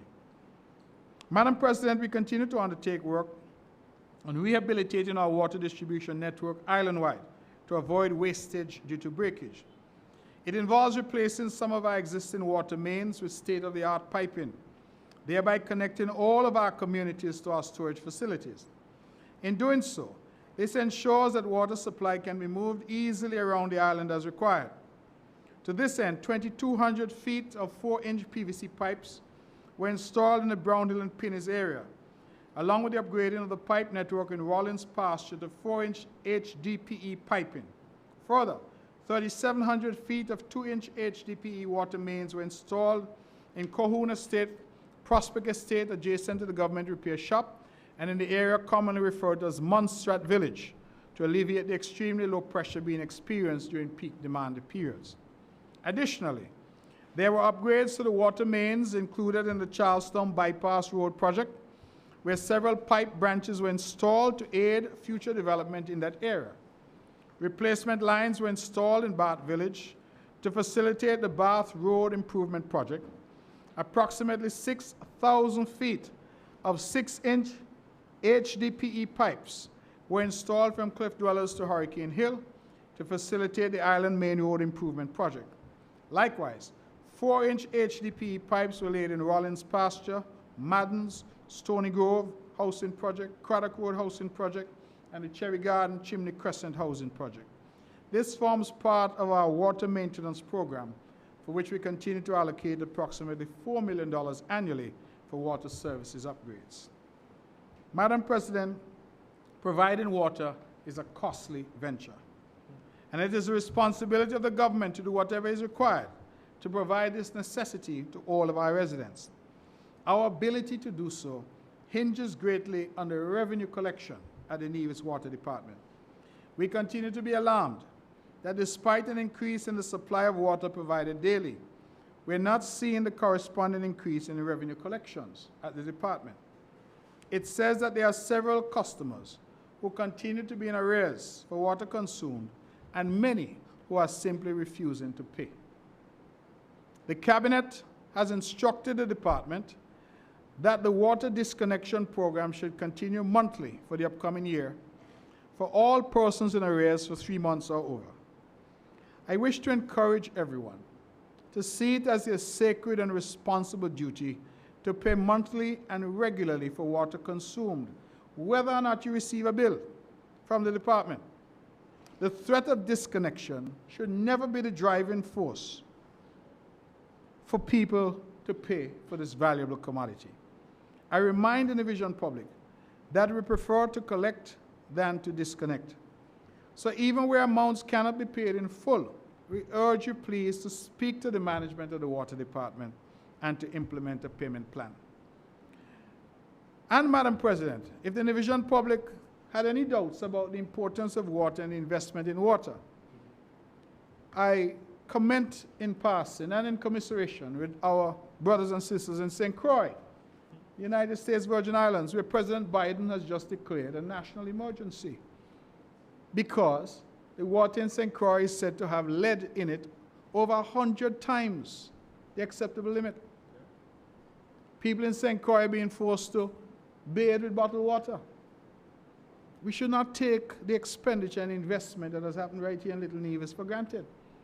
St. Croix and the USVI has the might and power of the United States behind them, and they have a national emergency in water in St. Croix. I pray that they can overcome that. And you know, when I asked colleagues there what was the problem, they're telling me it's because they still have those old-time iron pipes in St. Croix. But look at how we have replaced all of those pipes here on the island of Nevis. These are things that we should be proud of, and achievements for such an island our size, that we have replaced all of those old infrastructure and have put in new infrastructure here for water in Nevis. Let me speak to renewable energy. Madam President, we have had much said about renewable energy and geothermal energy in particular. Having had US $17 million approved by the Caribbean Development Bank for this project on December 9th, 2022, I had hoped to be able to report today a completion of the production well drilling phase.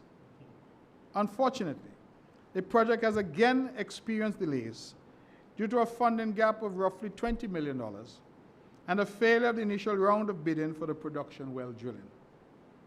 We are now in the final stages of a second round of bidding, and I'm hopeful that we can announce a successful bidder early in 2024.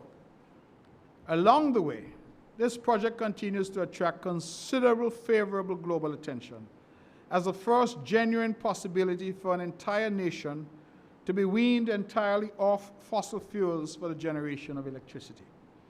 Geothermal energy promises to transform not just Nevis, but our sister St. Kitts and the neighboring islands in the archipelago that we call home. Madam President, I am pleased to report that on Monday, 20th November 2023, the National Assembly of St. Kitts and Nevis historically voted unanimously to pursue geothermal development as a national priority for the benefit of both Nevis and St. Kitts.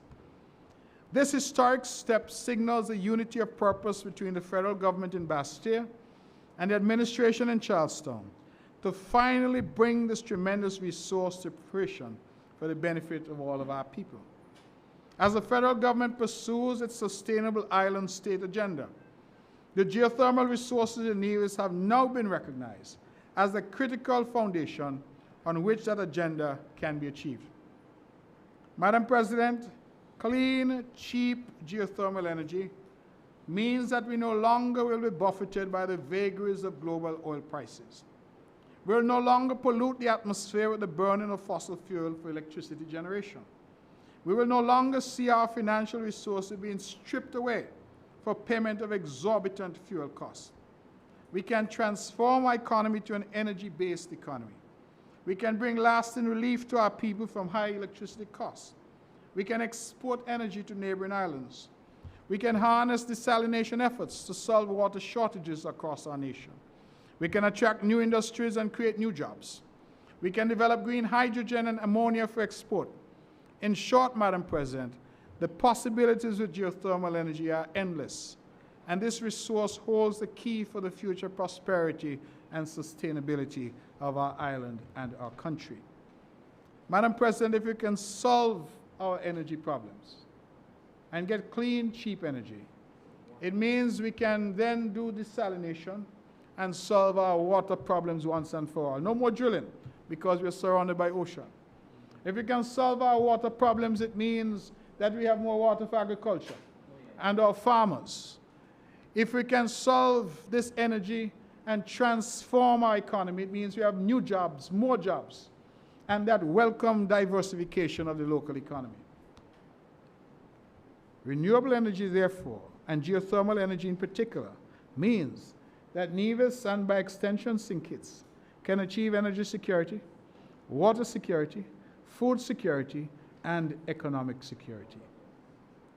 That is how critical this is, and I'm happy that Bastille has finally recognized that the road to an island, sustainable island state leads through Nevis and the development of geothermal energy on the island of Nevis. Let us shift now to education. The Ministry of Education continues to adopt the theme of investing in quality education, empowering the nation as its mantra in the delivery of education. This theme underscores the continued significant investments being made in our education sector over the years, all to build a framework to support a resilient and sustainable economy through empowering our students by providing avenues for improved learning outcomes. Madam President, I pause to congratulate our students on their outstanding performances at both the Cape and CSEC levels. At the Cape level, I wish to congratulate Ms. Jaquella Barrett, who passed 9 units with 4 grade 1s and a GPA of 3.61. Ms. Kayla Daly, who passed 8 units with 3 grade 1s and a GPA of 3.56. Ms. Sari Archibald, who passed 10 units with 3 grade 1s and a GPA of 3.45. The top performers at the CSEC level, we must recognize Mr. Aidan Liebert, who passed 10 subjects with 8 grade 1s, and Ms. Imogen Archibald, who passed 9 subjects with 8 grade 1s, both at the Charlestown Secondary School. At the Gingerland Secondary School, Ms. Chanel Evelyn passed 9 subjects with 6 grade 1s, and Mr. Udell Wisdom passed 9 subjects attaining 4 grade 1s. Is your Evelyn? Your family? Your family. Our family, Chanel Evelyn. Madam President, I'm heartened to report that enrollment at the UE Global Campus Nevis site continues to rise. Presently, there are 45 ongoing students. 16 new registrants commenced in September 2023, and several who are already registering for the January 2024 cohort. Additionally, several will be returning after taking a leave of absence. I wish to congratulate our 13 students who recently graduated the UWI Global Campus on November 11, 2023, via virtual ceremony which was held at the Royal St. Kitts Hotel. Having been awarded Bachelor and Master of Sciences degree in many disciplines such as management studies, marketing, accounting, youth development, social work, tourism, and hospitality management, and education and literacy studies. We will continue to make a concerted effort to sensitize our people to the tremendous opportunities offered by the UWI Global Campus, which allow them to stay at home with their families and continue their normal daily lives, while at the same time attaining academic qualification at a much reduced cost. Incidentally, Madam President, I was very impressed that a large number of our 13 students achieved first-class honors, and the one student who did a master's achieved a merit for her degree, and so I congratulate them all. We are fully aware that the government has a very important role to play in revitalizing our economy through skills development and entrepreneurship. The rapid advancement of technology is displacing both low and middle income jobs, contributing to the problems of unemployment, stagnant wages, and the inability to find decent, high-quality work.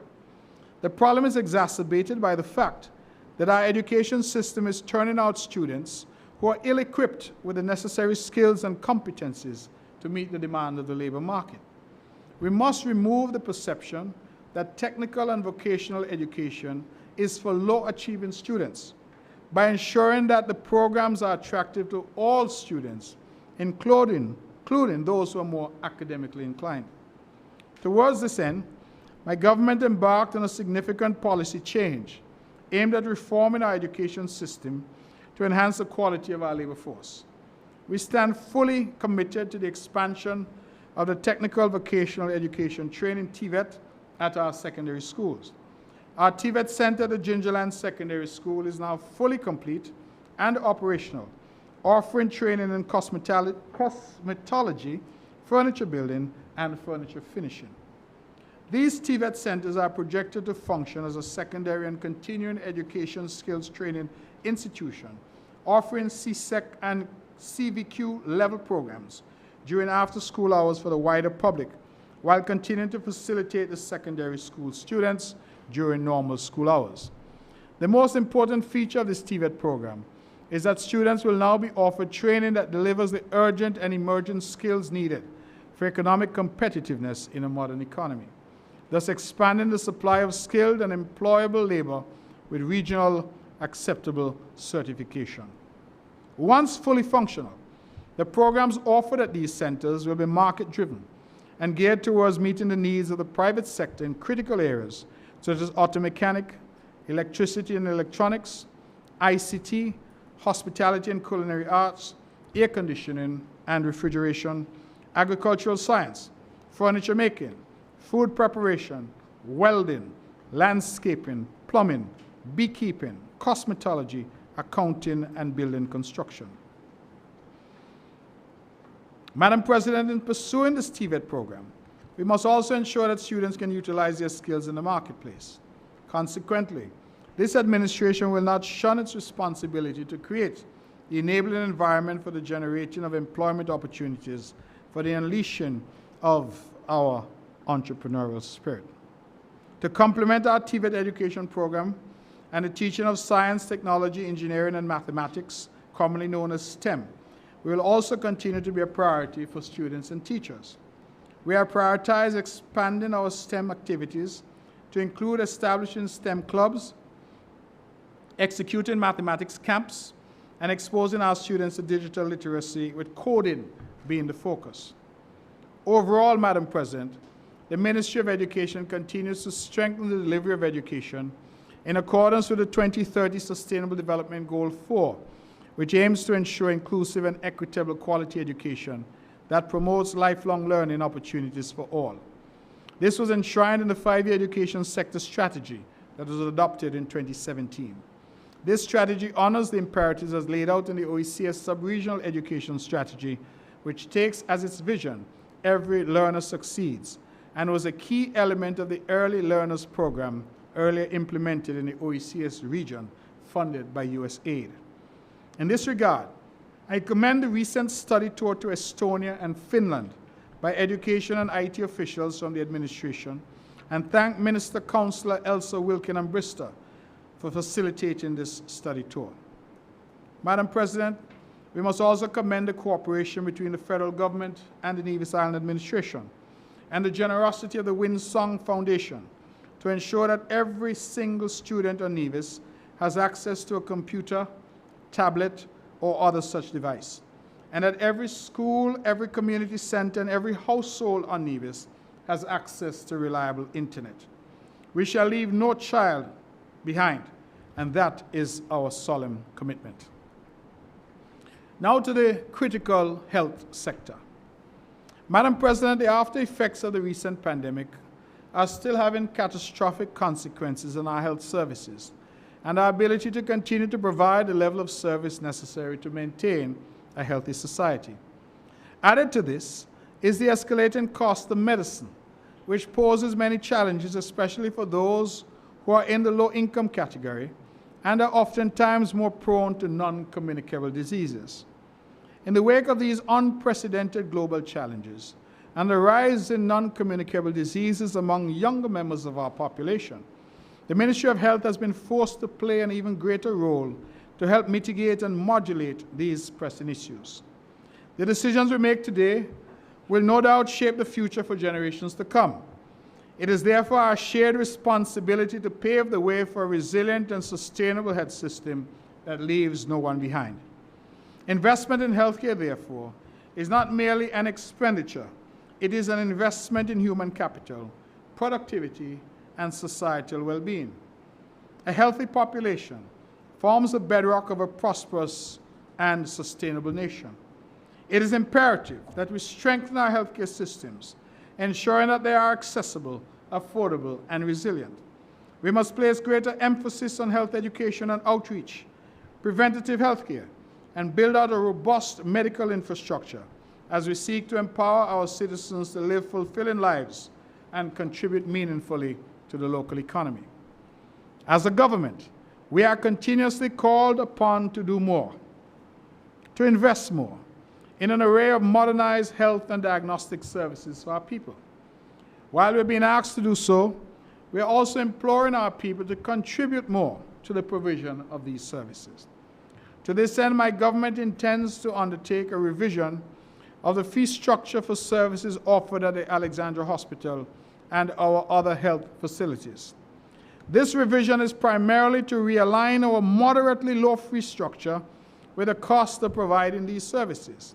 We are forever reminded that healthcare must be accessible to all.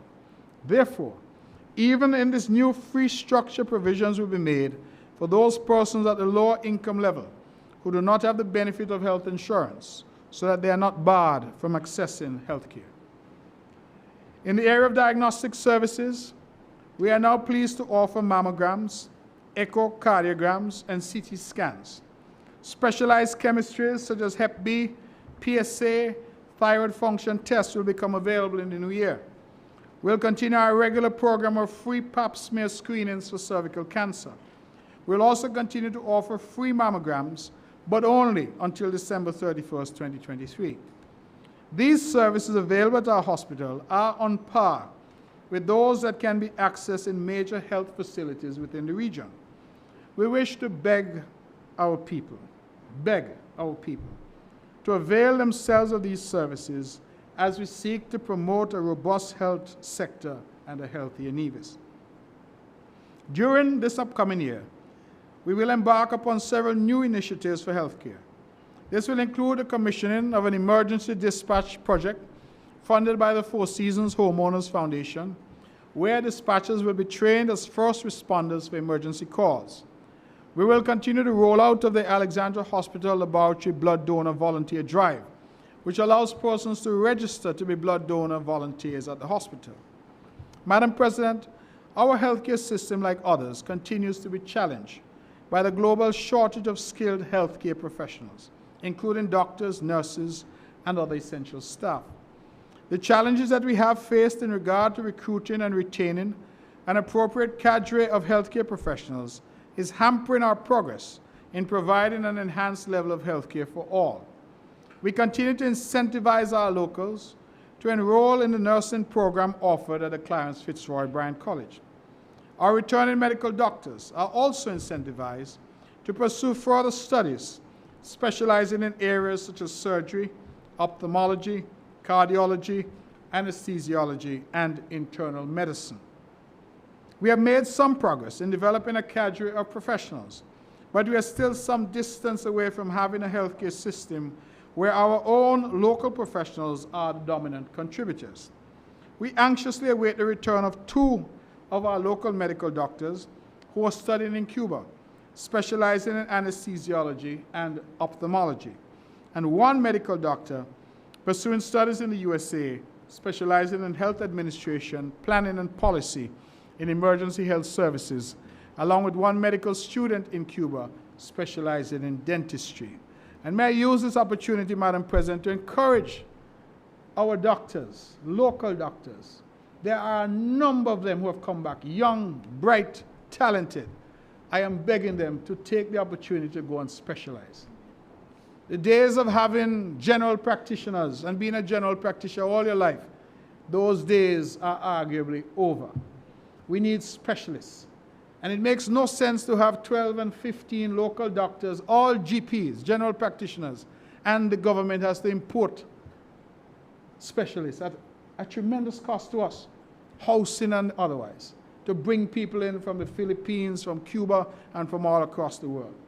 So I'm asking, I know it's a sacrifice, but I'm asking our local doctors to make that sacrifice and to go off and specialize so that they can come back and help us build out our health infrastructure. As it relates to our physical infrastructure, I will admit that due to unforeseen challenges, we have been unable to progress as intended with work on our new hospital wing for this fiscal year. All external works have been substantially completed, and efforts are now entirely geared towards the design of the internal layout. I am to report that we have engaged the services of Medical Design Consultants, LLC, a Florida-based company, which has been working to provide quantity takeoffs for the internal aspects of the new hospital wing.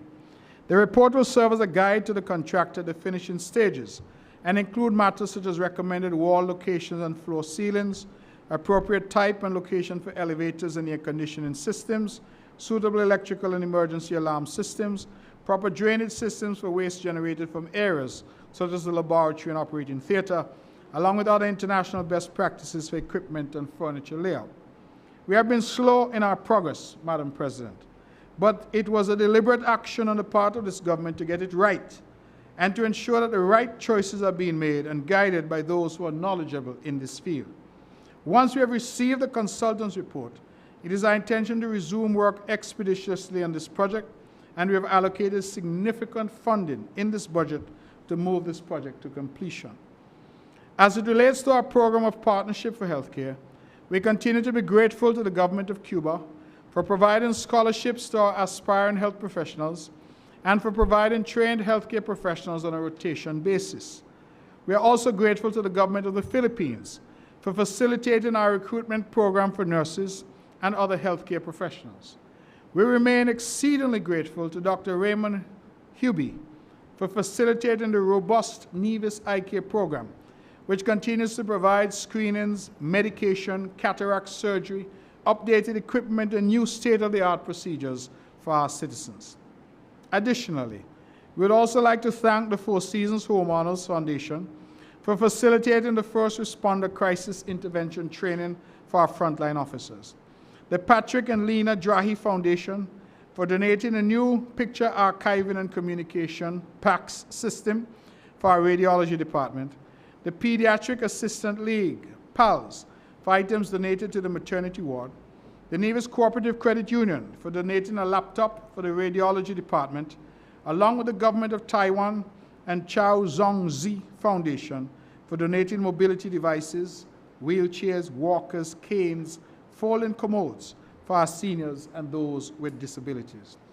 We must make special mention of Urology and Associates for their free prostate screening every January for our men. This year we saw a record number of men totaling 726 undergoing the annual prostate screening. Knowing your status helps in preserving your health, And we have seen that men who engage in prostate screening lower the chances of them having difficulties with prostate cancer as they grow older. We have made, Madam President, and continue to make tremendous strides in healthcare on the island of Nevis, and I commend the team who has been working assiduously to take care of our people. In housing, Madam President, our program for providing affordable housing executed by the Nevis Housing and Land Development Corporation continues to transform the lives of citizens and residents in Nevis. During the fiscal year, NHLDC budgeted to construct a total of 27 houses at a total cost of $6,675,601.69. To date, a total of 9 homes have been fully completed at a cost of $2,317,993.78, with 18 homes still under construction at an estimated total cost to completion of $4,357,607.91. These houses are built in areas such as Madden's Estate, Cedar View Housing Development Phase 3, Hamilton Estate, Sugar Mill Residences, Ramsbury Estate, Craddock Road, Mountain Crescent Residences, Low Ground Estate, Chimney Crescent, Rice's Village, Bayview Gardens, and Spring Hill Estate, University Heights. For the period 2013 to 2023, the NHLDC has constructed a total of 296 houses at a total cost of $69,594,373.56. That represents, Madam President, 296 families who now have a home that they can call their own. For the upcoming fiscal year, the NHLDC is projected to construct and distribute at least 50 affordable homes with all amenities to prospective applicants. These homes will be a mixture of 4, 3, and 2 bedrooms built on approximately 5,000 to 8,000 square feet of land. The projected areas are Madden's Estate, Cedar View Housing, Phase 3, Hamilton Estate, Sugar Mill Residences, Ramsbury Estate, Craddock Road, Mountain Crest Residences, Low Ground Estate, Chimney Crescent, Rice's Village, Bayview Gardens, and Spring Hill Estate, University Heights. The proposed allocations are as follows: Madden's 26 homes, Hamilton 5 homes, Rice's 4 homes, Ramsbury Craddock Road 6 homes, Low Ground 7, and Spring Hill Estate 2 houses. We have some lands as well that we've purchased at the foot of Brownhill, which I'm hoping the minister will open up and make available in the new year. Fiscal projections. Let's now look at some fiscal measures. You say you want money?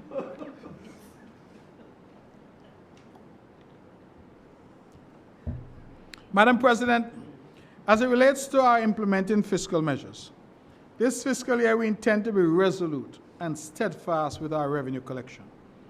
Over the past 2 years, we have relaxed some of our measures as we were aware that both businesses and individuals were turning the tide in relation to the pandemic. We therefore gave several concessions and implemented other concessionary measures to aid in the recovery process. These strategies, even though they were quite helpful in aiding the recovery, resulted in a loss of valuable government revenue, putting our fiscal situation in a state of imbalance. It is also interesting to note that even as we were asked to forego revenue collections, we were at the same time called upon to increase our spending in critical areas such as education, healthcare, and social protection through our poverty alleviation programs. Our economy is now showing signs of a rebound in all the major sectors, and therefore, we believe it is time to reduce some of these concessionary measures and get our fiscal house back in order. Therefore, Madam President, this government intends to institute the following revenue recovery measures designed to reduce the accumulation of arrears incurred by various government departments and realign the revenue from essential services with the cost of providing them. 1, we will reassess the rates for electricity consumption to lower the burden now on the government for subsidies on electricity. This will be calculated in accordance with the electricity consumed. The extent of the charge on your bill will be dependent on your electricity usage and we therefore encourage all to be conservative in their electricity consumption. 2, we will revise the fees for services provided at our health facilities, especially at the Alexandra Hospital, where the fees for meals and other charges are excessively low for people who must stay overnight at our hospital. To put this in context, Madam President, for the House and for the public, we currently charge EC $20 per day for hospital stays at Alexandra. That includes a bed and 3 meals and medication. Breakfast, lunch, dinner, and medication, 20 EC dollars. This is clearly unsustainable. We are aware that a growing portion of our population has health insurance, which will ordinarily cover these costs in a large way, and as such, the effect of any increase on individuals, we hope, will be minimal. We will, however, make the necessary provisions for the vulnerable so that their access to health care remains unimpeded. Thirdly, we will reassess prices of items offered at the supply office. This adjustment to the price of these items is driven by the general increase in the cost of buying these items on the international and regional market. And let me just make it clear that all we're trying to do is to balance the cost with the price that we charge to the public. We're not seeking to make a profit. We're just trying to rebalance because the cost has gone up and we're selling still at the old prices, which requires massive subsidies from the government. 4, we shall recommence our regular disconnection program at both Water Department and NEVLEC. We wish to encourage all of our citizens to be responsible and make the regular monthly payments for the utility bills a priority. Madam President, I must say that our people continue to pay Flow and Digicel first and forget about water and electricity. And I usually marvel and wonder how you could use your phone if you don't have electricity. So they don't want to pay for electricity, but they pay for the phone. If you don't have any way to plug the phone, then the phone is of no use to you. Oh, I'm hearing you go by the neighbor. Or you do it in the office. Madam President, the voices behind me are unhelpful to the point I'm trying to make. I'm encouraging our people to do the right thing and to prioritize these essential services, electricity and water in particular. Stop leaving the payment of these things for last. Number 5, we will link the renewal of various licenses issued by the Inland Revenue Department to the payment of your taxes, especially the payment of your property tax. Put simply, as you think about heading to the Inland Revenue Department to renew your driver's license or business license, please ensure that you make payment for all your other taxes that are in arrears, or if you can't pay, please come in and speak to Inland Revenue so that you can come up with a plan. 6, we will reinstitute the issuance of the tax clearance certificate issued by the Inland Revenue Department, which will be applicable to all business entities wishing to conduct any transaction with the administration. In other words, all entities wishing to do business with this government, whether it is providing goods or services or seeking duty-free concessions, must present a copy of their tax clearance certificate to the relevant government department. This certificate will show the state of your indebtedness to the Inland Revenue Department, if any. 7, we will reassess water rates to bring the price of water more in line with the cost of producing such water, so as to guarantee the sustainability of our water system. Again, special provisions will be made for those vulnerable members of the community to ensure that their water supply is not interrupted. Madam President, I laid out earlier in the budget the level of investment that we would have made to upgrade. We are now asking our people to assist us in closing the gap between the cost of providing water and the price at which water is supplied. Number 8, for corporate entities, we will continue to link the annual renewal of the business license to your good standing at the company registry and to your tax status as it relates to your filing of unincorporated business tax, VAT, and corporation taxes. We urge all to be responsible taxpayers and to pay your taxes on time. We have discontinued the practice of granting a waiver of interest and penalties for late payment. We have instead offered installment payment options and expect that persons will undertake the necessary discussions and have suitable installment arrangements put in place and honor these arrangements once implemented. So the House and the public understand, Madam President, what we've been dealing with is that individuals refuse to pay for years, refuse to renew their companies, refuse to file any annual returns. And then, when they need to do some business, they rush in and they say to the government, oh, please waive the penalties and the fines and the interest. And over the years, we have been assisting while we are saying that we are no longer prepared to go down that road. People now will have to be responsible. Come in, do what you're supposed to do. Remember that penalties and fines and interest are only applied if you're late. It means, therefore, that if you file on time and make it a habit of filing on time, you never have to deal with penalties and interest and the like.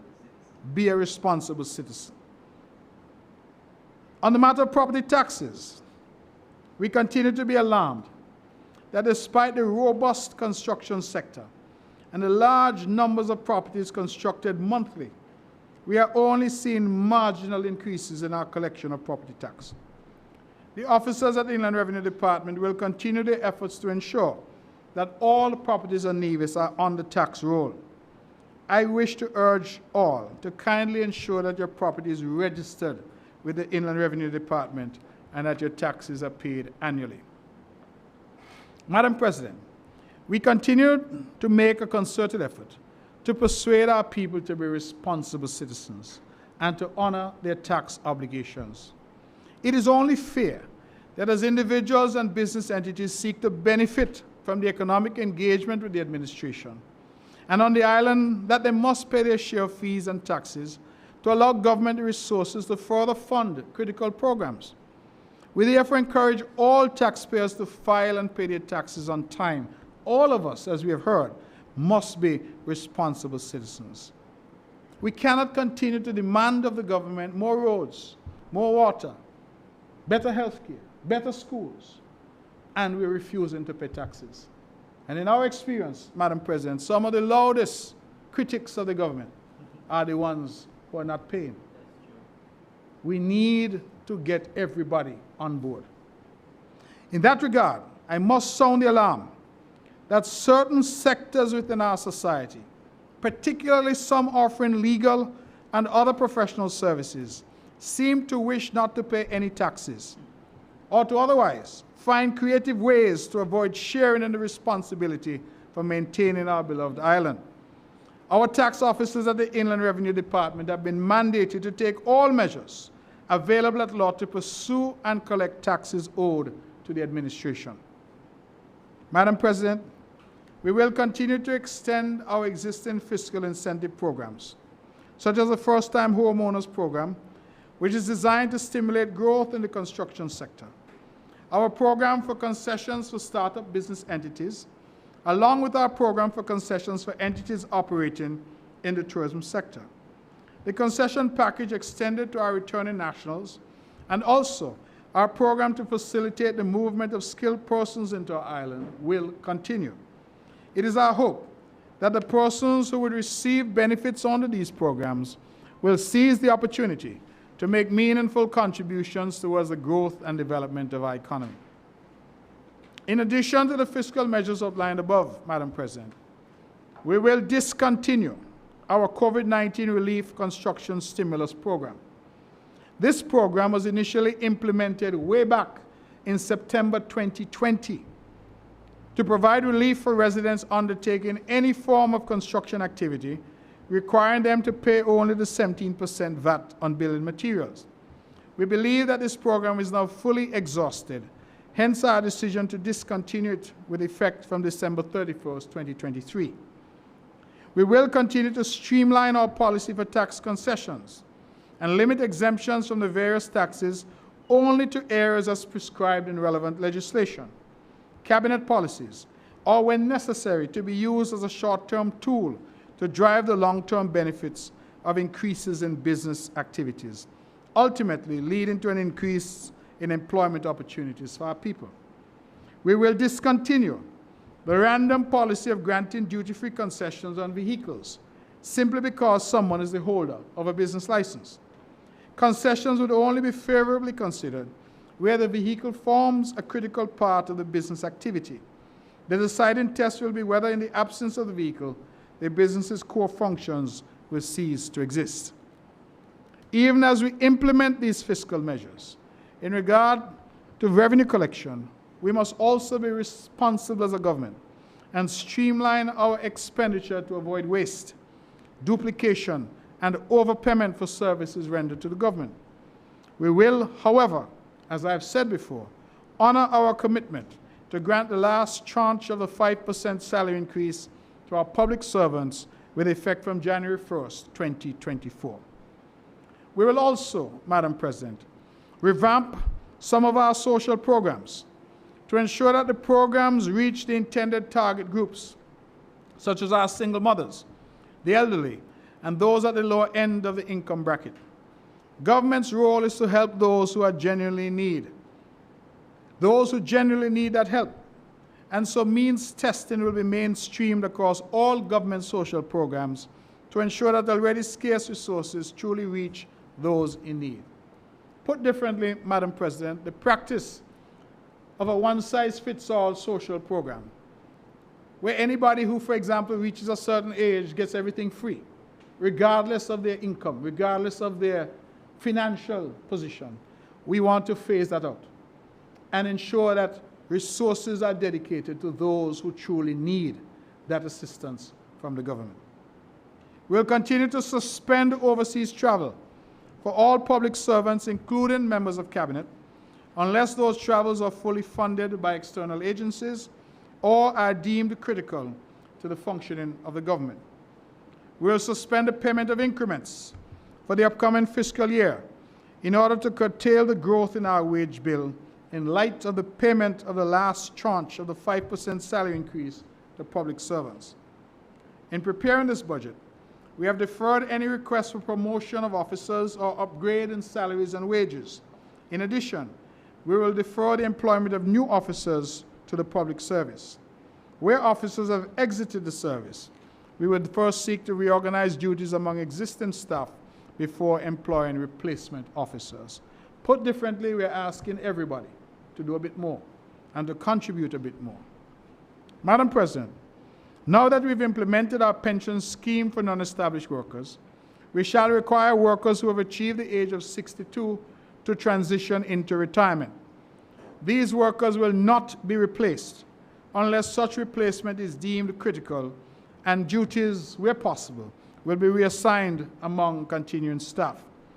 The pension scheme now ensures that our NE workers have additional income monthly to support whatever income they might be entitled to from Social Security. Our NE workers, Madam President, are no longer going home empty-handed due to the policies of this administration. These measures are intended to have an immediate impact on our fixed monthly commitments, bringing them within reasonable limits and in line with our revenue projections as we await a more fulsome economic recovery in all sectors. Madam President, as we turn to our fiscal projections, the budget for the upcoming year 2024 is set at $282.7 million. We have allocated the amount of $208.5 million to recurrent spending, representing 74% of the total budgeted expenditure. Having considered the expected uptick in economic activity for the upcoming fiscal year, the administration is projecting to collect the amount of $154.8 million in recurrent revenue, which represents a projected increase of a modest 6% when compared to the projected revenue of $146.4 million for the fiscal year 2022. We expect our recurrent revenue to be augmented by the remittance of at least $66 million from the federal government, representing a share of revenue from the CBI program. This remittance, when combined with our projected revenue collections, as outlined above, will provide a total overall recurrent revenue of $220.8 million for the upcoming 2024 fiscal period. When compared to the projected recurrent expenditure of $208.5 million, this provides a surplus on recurrent budget of $12.4 million. Madam President, the amount of $74.2 million has been allocated for the funding of our capital expenditure program. This represents a 12% increase when compared to the amount of $66.1 million that was allocated for fiscal year 2022. This is largely due to my administration's policy to undertake some capital projects which are revenue generating and others which are an integral part of our growth and development strategy. These were outlined earlier in my presentation. We anticipate that funding for our capital budget will be comprised of low-cost loan funding where applicable and grant funding from regional and international partners. I hasten to say that where the funding is not available, we will defer our capital expenditure. Therefore, Madam President, a summary of resources projected to finance our 2024 expenditure program is outlined as follows. Current revenue, $154.8 million. Projected minimum revenues from CBI, $66 million. Concessionary loans, $13.7 million. Grant funding, $3.5 million. Madam President, while we made these projections, we intend to be very strict with the collection of revenues and will seek to reduce revenue losses by curbing our open-ended concession policies. I wish to reiterate that annual budgets are merely projections for revenue and expenditure. The extent to which we roll out expenditure will naturally depend on our ability to access funding, especially for executing the items as outlined in our capital expenditure program. I wish to assure the Nevision public that we will not be reckless in our spending, and we will only seek to undertake projects if the funding is available or can be accessed at low cost in accordance with our debt management strategy. Where funding cannot be accessed at concessionary rates, we will curtail our expenditure program and carry forward to fiscal period 2025 any projects which were not executed due to their lack of approved financing. Madam President, the major allocations in our expenditure are as follows. The Office of the Premier has allocated funding in the amount of $12.01 million, representing 4% of the total budget. Included in this amount are funds allocated to support our quest for energy sustainability. The Ministry of Finance is allocated funding in the amount of $99.86 million, representing 35% of the total budget. Included in this amount are funds allocated to meet our debt servicing obligations and to fund our newly implemented non-established workers' retirement scheme. The Ministry of Communication and Works is allocated funding in the amount of $41.1 million, representing 15% of the total budget. Included in this amount are funds allocated for our infrastructure development program, namely the upgrading of our road network, maintaining of government buildings, and other structures along with provisions for upgrading our water services. The Ministry of Agriculture is allocated funding in the amount of $19.4 million, representing 7% of the total budget. Included in this amount are funds allocated for our food sustainability and security, upgrading of our processing facilities, and funding of activities for Culture Armor 50 celebrations. The Ministry of Health, Gender Affairs and Social Empowerment is allocated funding in the amount of $48.3 million, representing 17% of the total budget. Included in this amount are funds allocated for providing improvements in the quality and delivery of health care, recruitment of medical professionals, supplies and equipment, delivery of our social protection agenda, and funding the final phase of construction work under the Alexandria Hospital expansion program. The Ministry of Tourism is allocated funding in the amount of $11 million, representing 4% of the total budget. Included in this amount of funds allocated for developing and maintaining our historical sites and other tourist attractions and funding for our quest to achieve sustainability in our tourism offerings. The Ministry of Education, Library Services, Information Technology, Youth and Sports is allocated funding in the amount of $45.9 million, representing 16% of the total budget. Included in this amount are funds allocated for the delivery of quality education to our people, funding our TVET program, funding our program for our youths, along with upgrading and general maintenance and improvement of our sporting and education facilities. Madam President, if you want to know what the priorities of a good government are, you look at the expenditure, and you will see that health care has the largest allocation of 17% of the budget, followed by education with 16% of the budget. Those two areas account for the largest expenditure and demonstrate, Madam President, the priorities of this government. Naturally, the Ministry of Finance has a significant expenditure, but that's largely to do with debt servicing. But in terms of ministerial responsibility, I want to commend. I'm not so sure how the two junior ministers were able to persuade everybody else to give them the most money, but certainly it shows the priority of the government. And now, Madam President, to what everybody here is waiting for, the conclusion. In concluding, today I have sought in a thorough and exhaustive manner to lay out my government's agenda for development over the medium to long term. We do not envision the fiscal year 2024 to be without challenges, but we expect to meet and overcome them. As such, this administration will endeavor to ensure that we are prepared to meet these challenges by employing the tools and knowledge that are available to us through the development of an economic framework that incorporates sustainable resource mobilization and allocation, sustainable debt management, strategic collaboration, and partnerships, all of which will be anchored by the tenets of fiscal responsibility and accountability. Although we have seen a remarkable rebound in our tourism sector in the past 12 months and have seen marked improvements in some revenue sources, we must be prudent and consider the near to medium-term outlook is still filled with uncertainty and unforeseen risks that can hamper our diligent pursuit of sustainable economic growth and meaningful socio-economic transformation. We will continue to work towards translating our economic performance over the past 12 months into actionable policies that will guide our path to more stable fiscal footing for the near to medium term. We will work towards maintaining a sustainable balance between fiscal responsibility and economic support for our small and vulnerable economy.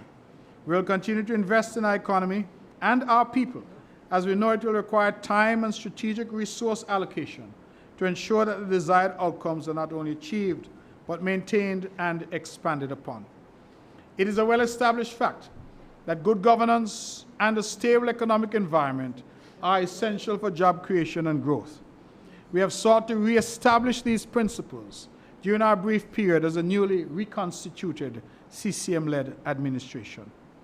The issue of globalization and the opening of the one world market for trade has transformed the way we will do business in the future. This has signaled the urgency for a fundamental change in our development paradigm to that of a new economy which is driven primarily by knowledge, innovation, and entrepreneurship. In this new era, government must now seek to be an enabler by promoting and developing an institutional framework and incentives that promote economic growth and business opportunities. The goal of this government will now be to create policies that will facilitate the transformation of our economy through new and innovative methods. Finally, Madam President, as we approach the one-year anniversary of my government in office, I wish to express thanks to the citizens and residents of Nevis for the faith and confidence they have placed in this government to manage the affairs of this, our beloved Nevis. As a government, we always avail ourselves for constructive evaluation from our citizens and residents. And there are mechanisms in place for our citizens to evaluate our performance and make an informed decision on the type of leadership that this CCM-led administration has provided. I have no doubt that my CCM-led government will gain high commendation for our sterling performance in leading and managing the affairs of this island and for advancing the interests of all of our people. For us, Madam President, people will always matter most. To our people, I continue to express my profound gratitude for the faith and confidence you have placed in my government. May the upcoming Christmas season be joyous, and it is my expectation that you will face the new year filled with confidence and hope for a bright and more prosperous future for you and your families, and indeed for all of our wonderful island of Nevis. Madam President, I so move. Thank you, Honourable Member.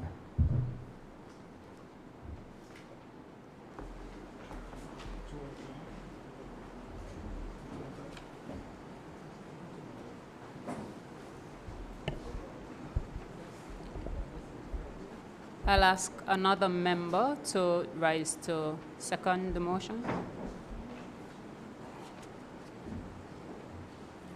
Member for Nevis 3. Madam President, I rise to second the motion, and while I'm here, I beg to move a motion for the adjournment until 10 a.m. tomorrow. Thank you.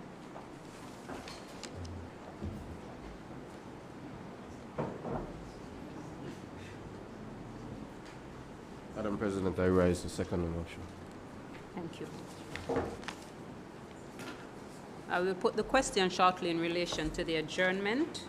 However, just to ensure we can pick up and move smoothly into the continuation of the debates tomorrow, the first person speaking on behalf of the opposition, well, we only have one member who will be with us for the duration. You have an equal amount of time within which to respond, and we'll begin with that presentation tomorrow. We want to thank the honourable member who presented the annual financial statement in a time of 2 hours and 25 minutes.